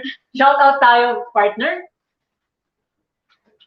Hello po sa ating mga ka-Agritalk dyan sa Camarines Norte with their facilitator na si Ma'am Dulce. Hello din po sa ating mga ka-Agritalk dyan sa Albay with their coordinator na si Ma'am Christine Cordenet. Ayan. Magandang umaga po. Partner, napapanood rin tayo live sa Agriculture Online ng Manila Bulletin and ATI Home of the Extension of the Philippines. Of course, dito sa ATI Bicol Sarabay Channel and ririnig din tayo sa Cool Radio, DWEN FM 100.5 and DWOS 103.9 Boom FM. Ano partner, meron akong na-encounter kanina na gusto niya nang magtanim talaga ng taro. Hindi lang pala yan. Kasi pagkatapos nung napanood niya na ROI, talagang na-inspire siya. Na-inspire siya dun sa amount na sinabi ni Sir Salvi kanina. At saka ni Sir Ronald. And mamaya partner yung lunch natin. Siyempre, taro production ito. Siguro may nato. Ayan, ulitin ko lang po. Ang Agritalk 2020 ay dala sa inyo ng Agricultural Training Institute, Regional Training Center 5 o ATI Bicol with Smart Communications at Agriculture Magazine ng Manila Bulletin Publishing Corporation. Ayan. So, sa mga may gusto naman makabasa or tungkol sa kwentong nakaka-inspire tungkol sa agrikultura, maaari nating malaman sa Agriculture Magazine. Available ang Agriculture Magazine sa ating leading bookstores. Maaari itong i-download sa ating mobile phones sa pamamagitan ng Press Reader and Mugster. And i-follow ang Agriculture Magazine sa Instagram at Agriculture Magazine and Twitter at Agriculture MB. Para naman sa iba pang kwentong agrikultura, bisitahin po ang website ng Agricultural Training Institute sa ati.da.gov.ph at ATI Bicol sa ati.da.gov.ph/ATI-5.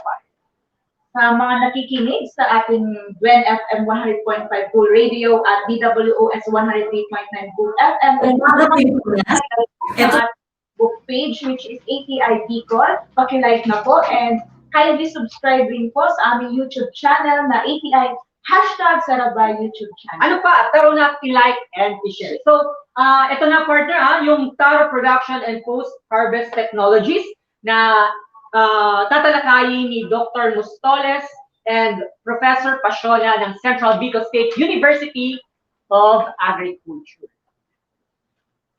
Ito po ito partner sa taro production and post-harvest technologies. Live na live sa CPS-UA. Partner.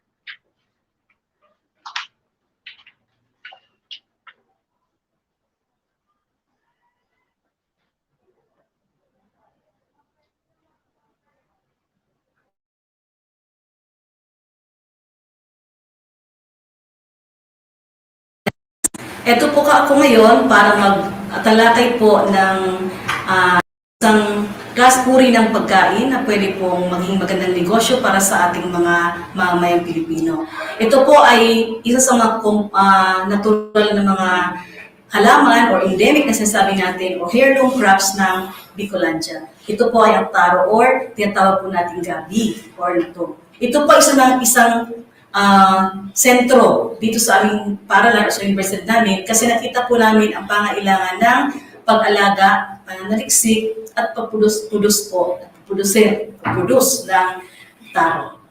Ngayon po, sa konting kaalaman po tungkol sa taro, ano po ang taro? Sabi kanina, ang taro ay sa lokal na tawag sa kanya ay gabi or natong.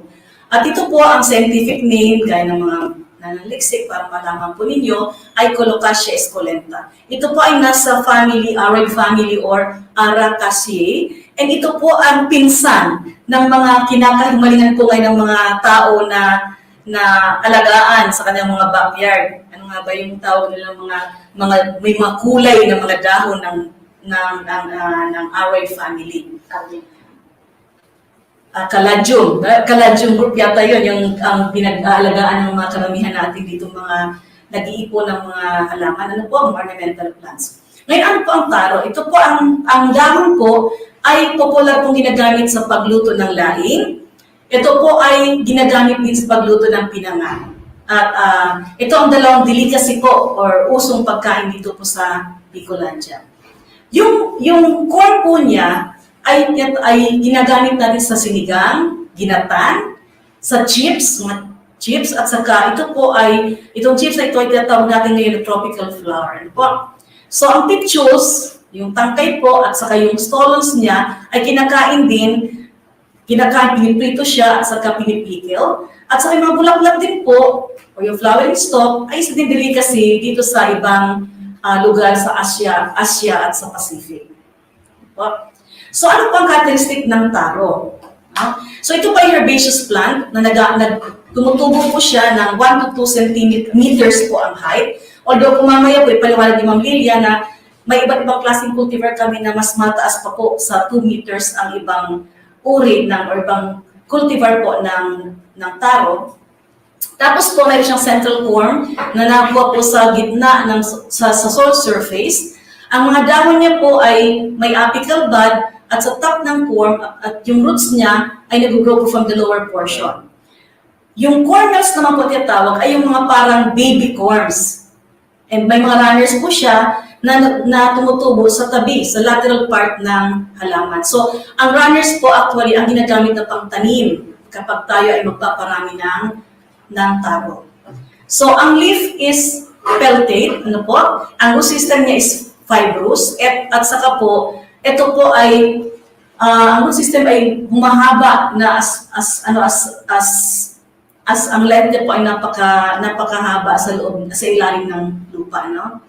Okay, so yan po, ang core po ay food storage area niya na malaki, ang characteristic walled parenchymatous cells at saka fully developed vascular bundles.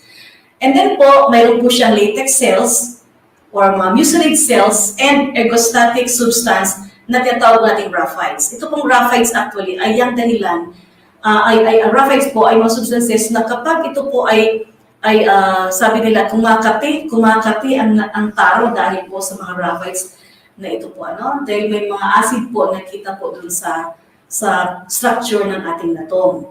Okay? So, pinapakita po sa inyo ang mga nutrient content, yung corn ay excellent source ng carbohydrate, particularly amylase at saka amylopectin, pero po low in fat and protein. So, Ang protein content po ng corn is actually higher than the yam, ano po? Cassava at saka sweet potato. So, ito po, ang taro leaves naman po contains high level of protein and used as excellent source ng carotene, thiamine, potassium, ano po, calcium, phosphorus, iron, riboflavin, thiamine, ang dahil pong vitamina na nakukuha po sa taro leaves or sa natong. Okay? So, ang vitamin B complex naman po ay mataas po sa natong, kaya po ang fresh taro leaf po ay nagko-contain po ng 80% and 94% moisture. Kaya nakita na po yung moisture kasi ang taro po na dahon ay dinadry. Mamaya po natin dinadry siya para ating i-export po siya. Okay? So, ang taro area production po namin sa Bicol noong 2012 ay medyo ang pinakamalaki po ay sa Camarines Sur.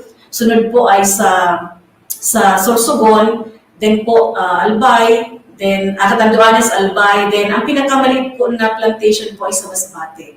So, in 2015 po, ang corn yield, wala po kaming datos sa yield or production ng leaves, but ang sa corn po, sa taro, mayroon po tayong 15,345 metric tons sa area na pinagtaniman na 15,345. Okay po? So, yung konting introduction po about sa taro. So, ngayon po ay patawagan ko na po si Ma'am Lilia Pasiona kasi po siya ang study leader ng pag-aral po nito characterization of taro cultivars sa Bicol region. Bakit po cultivars? Kasi po yung paliwanag niya na napakaraming uri ng taro na dahon na niluto ng ating mga kabayan dito sa Bicol. Pero po, ilan lang po ang talagang napatawagin variety. So, pwede po tawagan ko na si Ma'am Lilia para sa kanyang pagtalakay ng iba't-ibang klase ng cultivar ng taro. Magandang umaga, Pilipinas. Taro cultivars po, ito po ang ako po ay naatasan na mananiliksik ng iba't ibang uri ng taro cultivars dito sa Bicol region. So, sa pagkakaalam ko po, dito sa buong Bicol, meron po tayo ng 17 taro cultivars at apat dito ay walang identified na local names at yung 13 ay siya lang po ang meron ng specific na pangalan. Paano po ito nakuha ang mga pangalan ng mga taro cultivars? Paano po namin dito nalaman ang mga pangalan ng taro cultivars? Ito po ay kinuha sa mga farmers na kung saan sa kanila po namin tinatanong kung ano ang pangalan ng yung tinatanim nilang gabi sa kanilang farm. Pag ang farmer po sa 10 magsasaka po na tanungin namin at 7 sa kanila ang nagsabi na ito ay like prinsesa, ito ay balitaka, yun po ang ina-adapt namin na pangalan. So, ito po ang sa buong Bicol, ito po so far ang nalaman namin ng mga pangalan. So, yung ipapakita ko po na unang nasa screen po, ito po ang anong cultivar number 1, wherein po ito ang pinakamataas. So far po among the cultivars na kuha namin, ito po ang pinakamatangkad in terms of height. So, syempre po, kung mataas ang kanyang pitule, ang kanyang tangkay, siya din po ang pinakamalapad ang dahon at malaki din po ang kanyang laman, ang kanyang core. So, ang ibang mga farmers, ito ang kanilang tinatanim kung gugustuhin nilang mag-produce ng corn kasi malalaki po ang pinoproduce ng corn. Ito po ang susunod ay, ang pangalan niya po ay ito ini. Minsan po may pagkakataon na pwedeng almost parehas ang itsura or ang ang characteristics po ng dahon at saka ng pitchul, pero pag tinignan po natin ang corn ay magkaiba. So kaya po ito ay ginawa namin nung ang aming mga tanim doon sa aming germplasm collection ay meron na pong laman para kumpleto po ang pag-aaral namin dito sa characterization po ito. So, kanina po na-mention ko na ito po ay cultivars, hindi pa siya pwedeng sabihin na variety kasi po kung tatawagin po siyang variety, dapat po dumaan po siya sa NSIC trial. At kailangan po siyang i-certify ng seed certification body dito sa Pilipinas. So, ito po ang nasa screen po ninyo, ito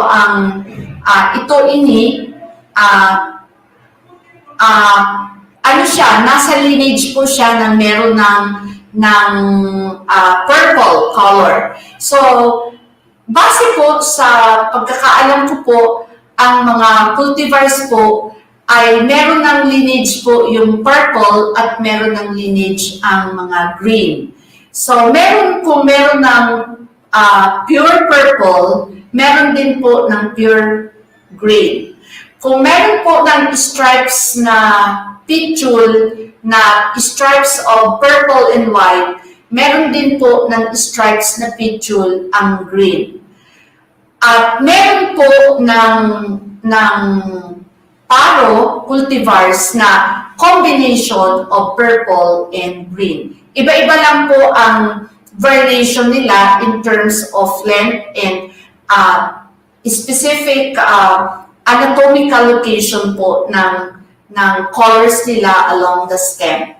Pero kung dahon lang po ang babasehan natin, medyo mahirap po sabihin na, yan po ang yan po ang cultivar number 1, ito po ang inuroon or iba't ibang pangalan. Kung dahon lang po ang pagbabasehan. Kailangan po natin makita ang lahat ng parte ng taro para natin masabi na yan ang tinutukoy natin cultivars. Importante po yun, lalo na po ang corn. Ito po ang duguan. Ito po ang kadamihan na nakuha namin sa Albay. Ang iba sa mga farmers, ito din po ang tinatanim nila pag gusto nila ng corn production. Kasi po malalaki ang napuproduce niya na corn. So, kung nakikita po ninyo sa screen, ang kanyang pitchul ay dark green. So, ang color po ng pitchul, ang dahon is almost green po, dark green po ang nasa taas at lighter green po yung nasa ilalim. Pero ang pitchul po, from dark green to lighter green and dark purple to lighter purple, or a combination of both. Ito po kasi Mar, mainam din po ito sa produksyon ng corn. Kasi medyo malaking size ng kanyang corn. At according sa mga magsasakang nagsasabi nito na ang corn ng Sinamar ay malagkit ang uri ng kanyang pag ito'y ginamit mo sa paghahanda ng ating mga pagkain. Ito po ang lipod. Ang size nito is almost medium size. Okay din po, both kung lahat po ay gagamitin sa pagkain, pwede po lahat na parte ng katawan ng taro ay pwedeng gamitin. Yung kanyang tangka, yung kanyang dahon, at yung kanyang laman. Ito pong kinsol ay medium size height din po ito na taro, pero medyo malapad ang dahon niya. medyo efficient din po siya sa corn production at ang dahon po nito ang kadalasan na ginagamit sa pagluto ng mga pinangat. Sa albay po, ito ang kadalasan pong ginagamit. Kasi po, ang dahon po nito, pag niluluto ay hindi siya nadudurog. Hindi po siya nadudurog. So, medyo strengthful po ang kanyang dahon. Kaya ito po ang ginagamit sa pagbalot ng mga pinangat. So, ito po ang balitaka. Kung makikita po ninyo na stripes ang kanyang picture, a combination of, it's more of purple ang dominant color. Tapos po, meron siya ng stripes na konting puti. So, sabi according sa aming pananaliksik ulit, ang balitaka ay efficient din po sa corn production. Pero ganoon din po, ginagamit din po ang kanyang dahon sa pagluluto. Ito po ay isang cultivar. Pag makita nyo po na ang color niya is more of combination of hindi siya purple at hindi naman siya green. So, hindi siya purple at hindi siya green, but it's a combination of purple-green. So, purple-green color ang kanyang tangkay. So, medyo yellowish ang corn nito at isa din ito sa pinakamasarap ang lutuin ang kanyang laman. Ang corn, I mean. Itong cultivar number 3, medyo may similarity siya dito sa cultivar. Nagkataon lang po nung makita namin ang kanyang corn, ay iba din po ang feature ng kanyang corn sa cultivar number 2. Ito po ang prinsesa. Ang prinsesa po ay kadalasan po sa Camarines Sur, lalo na po sa parte po ng Nabua, na kung saan nandun po ang madaming magsasaka ng ganitong crop, ng ganitong tanim ng taro. Ito po ang kadalasan na ginagamit sa pagluto ng laing. Kasi po ang dahon niya ay soft, soft, hindi siya matigas lutuin at hindi siya masyadong gumamit ng coconut milk. So, most of the time po, ito po ang ini-export ng mga dahon dahil po kung doon sa ibang bansa na walang coconut, hindi masyado madami ang availability ng coconut, ito po ang kadalasan na niluluto ng mga Pinoy sa ibang bansa. Ang prinsesa po. Kaya ito po ang kadalasan na ini-export, ang dahon po ito, prinsesa. Ito pong binting dalaga ay medyo may kahawig po sa prinsesa, kaya lang po, mas dominant na po ang color ng kanyang green compared sa prinsesa. Kasi yung prinsesa ay napaka-light ng color. Almost nga po, kung makita natin, babalik ko po yung screen. Kung almost po makita ninyo na parang yellow-green po ang color niya. Ito pong binting dalaga ay medyo konting dark green ang kanyang color compared sa prinsesa. Ganun pa rin. Parehas po siyang magandang gamitin para sa pagluluto ng laing at pinangat. Ito pong tinahig ay, ito naman ang popular na cultivars na matatagpuan sa yung tinatawag namin dito sa Camarines Sur na Partido area. Ito ang favorite nilang lutuin. So ano ang pagkakaiba nito sa paano ito mas ano po ang feature ng tinahig na distinguishable po para sa atin. Yung kung makikita po ninyo dyan sa screen na may kunting purple siya, simula doon sa base ng kanyang dahon, hanggang sa upper portion ng kanyang petiole, nandun lang po yung color purple niya. Yung tinge of purple na galing doon sa base ng dahon at saka konting length papunta sa kanyang petiole. Yan po. Ito po ay sakto lang, sabi ng aming mga partners na magsasaka, sakto lang po sa yung dahon niya hindi siya very soft at hindi naman siya matigas. Kaya ito ang favorite nilang. Kung madami kang supply ng coconut, ito po ang swak na swak or napakagandang dahon na pwedeng gamitin sa pagluluto ng laing. Okay.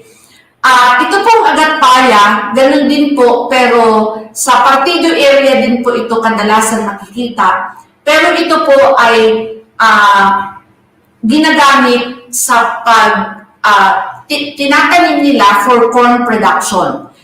Hindi masyado appealing, although sabi nila, ginagamit din nila sa pagluluto ang dahon, pero mas after sila doon sa corn. By the way po, bakit ang mga magsasaka, magdidesisyon sila kung ano ang kanilang ipoproduce, kung corn o dahon. Kasi po, pag mag-produce sila, magdesisyon sila na corn ang kanilang ipoproduce, hindi po dapat harvestan hindi po dapat pagkukudan ng dahon ang iyong mga tanim na taro. Kasi po, maaapektuhan po ang development po ng corn. Ito pong inuroon, medium height taro plant ito. Sabi ng mga magsasakang nakausap namin, ito po ay efficient din po sa corn production. Pag nakita niyo po, sasabihin niyo, ay magkakahawig sila. Totoo po yun. Kahit po ako nahirapan ng mag-classify, ito po ang nigreto, ito po ang pinakamaliit na tanim ay na taro na nakuha namin. Ito po ay matatagpuan kadalasan sa Sorsogon. So, sa Sorsogon po marami ito. Sabi nila, ito ang kadalasan na tumutubo lang, hindi masyadong kinukultivate, na natural lang na tumutubo, at masarap din pong gulayin ang kanyang dahon. Why? Siguro po sa ating analisasyon kung bakit po ito tinawag na nigreto, kasi po yung color ng kanyang petiole o kaya ng kanyang tangkay ay napaka-dark. Almost dark na dark purple, very dark purple po ang color ng kanyang tangkay. Kaya po siguro tinawag siyang negrito. Ito po ang pinakamaliit. So, ginagamit din po itong pangluto. Ito po ang cultivar number 4. Kung makikita po ninyo yung ilalim ng dahon ay may pagkakahawig po doon sa tinahig, pero hindi po siya tinahig dahil po magkaiba ang kulay ng kanilang base ng corn. At saka yung structure po ng petiole ay medyo mataba po siya compared sa slender structure ng petiole ng tinahig.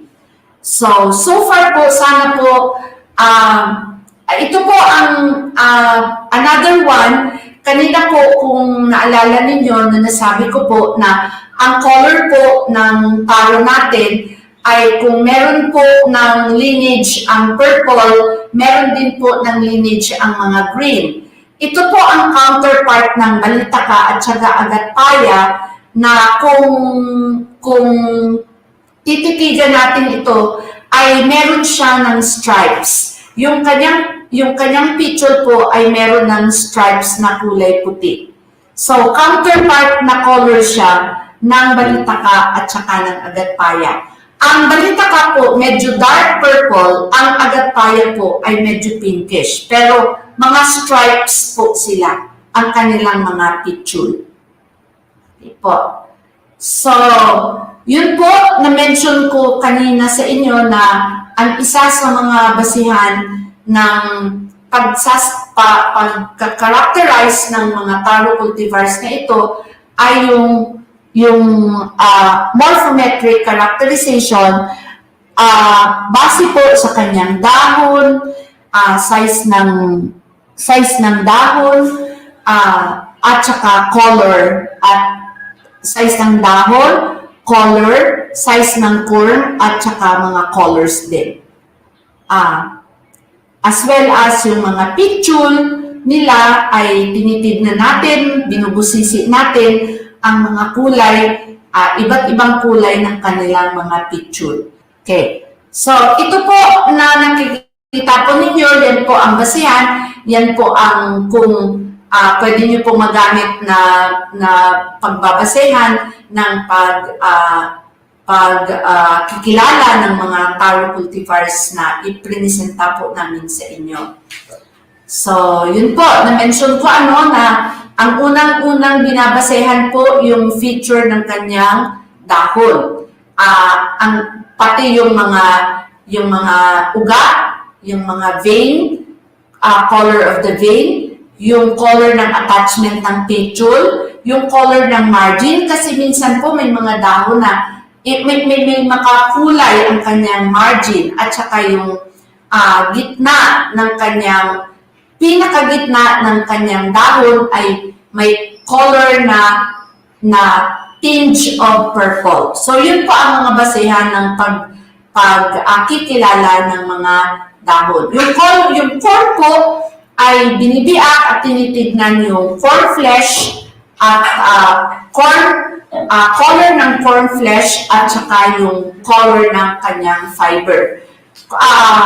Kasali na dun yung outermost part ng corn, which is the cambium ring. So, meron po ng isang cultivar na nakolekta po kami sa Catanduanes, ang tawag po ay latas. Medyo, nakakasad kasi hindi po namin siya na-picturean, pero ito po ay, kadalasan po ito ang ginagamit ng mga Katanduang sa pagluto po ng kanilang mga laing. Usually po ito ay, sabi nila, ay naturally na tumutubo sa ilalim po ng mga coconut plantation. Siguro po sa pagdating ng panahon kasi patuloy po namin itong pinag-aalalan, meron na pong pwedeng madagdag ng mga pangalan dito. Sa mga susunod po, sana po magkaroon ulit ng pagkakataon na mabigyan ulit ng pundo ng paaralan na madagdagan ang mga pangalan na ito at makarating kami doon sa inaasam namin na trial. Screen po, yan po ay kung saan po matatagpuan ang mga cultivars na ito. Kagaya ng sa Albay, ano po ang meron sa Albay? Ano po ang meron sa Sorsogon? Ano po ang meron sa Catanduanes, sa Masbate, sa Camarines Norte at Camarines Sur? Okay. So, maraming salamat po. Sana po, kung meron po kayong katanungan, siguro later po. Pilipinas, ito po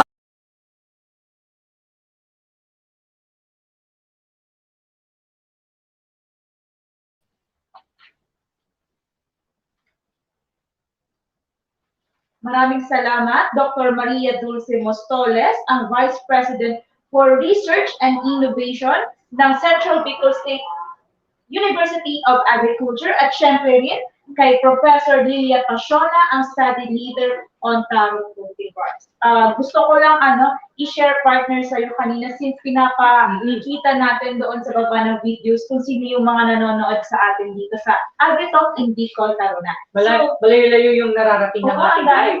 Hindi lang pala sa Bicol, Metro Manila, meron din tayo sa ibang bansa. So shout out po kay Sir Albert Ianto na nanonood mula sa Singapore. Ayan. Eh sana sir hindi mo nami-miss yung laing dito sa Pilipinas.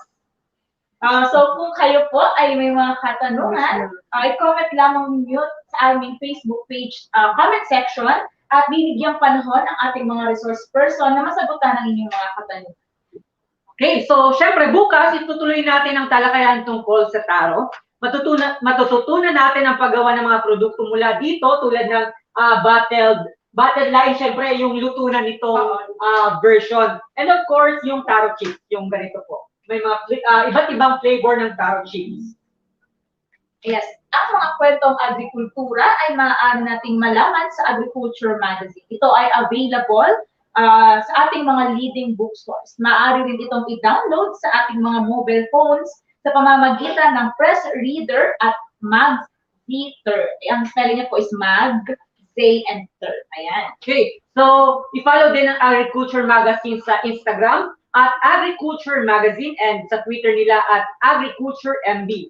Para sa iba pang kwentong pang-agrikultura, bisitahin po ang website ng Agricultural Training Institute po, which is ati.da.gov.ph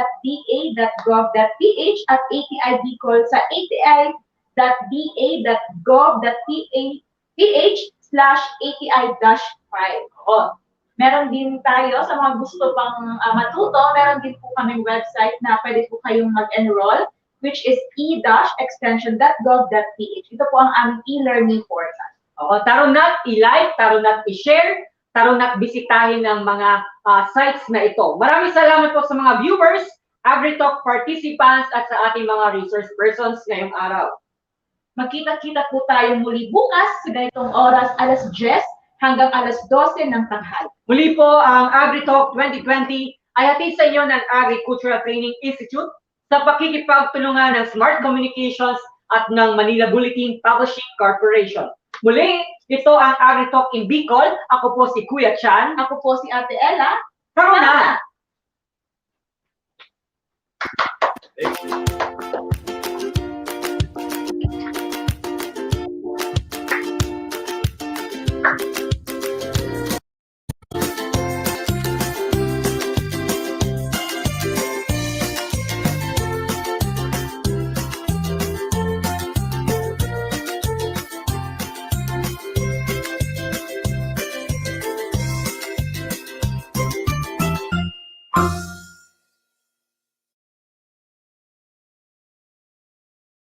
Mga ating kaugnay at mga ka-agri, abangan ang AgriTalk tungkol sa taro.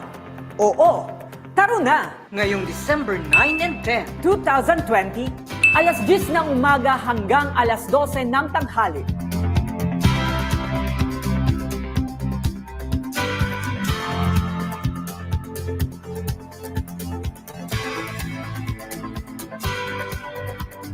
Live na mapapanood sa FB pages ng ATI Bicol Sarabay Channel, Agriculture Online ng Manila Bulletin Agriculture Magazine at ATI Home of E-Extension of the Philippines.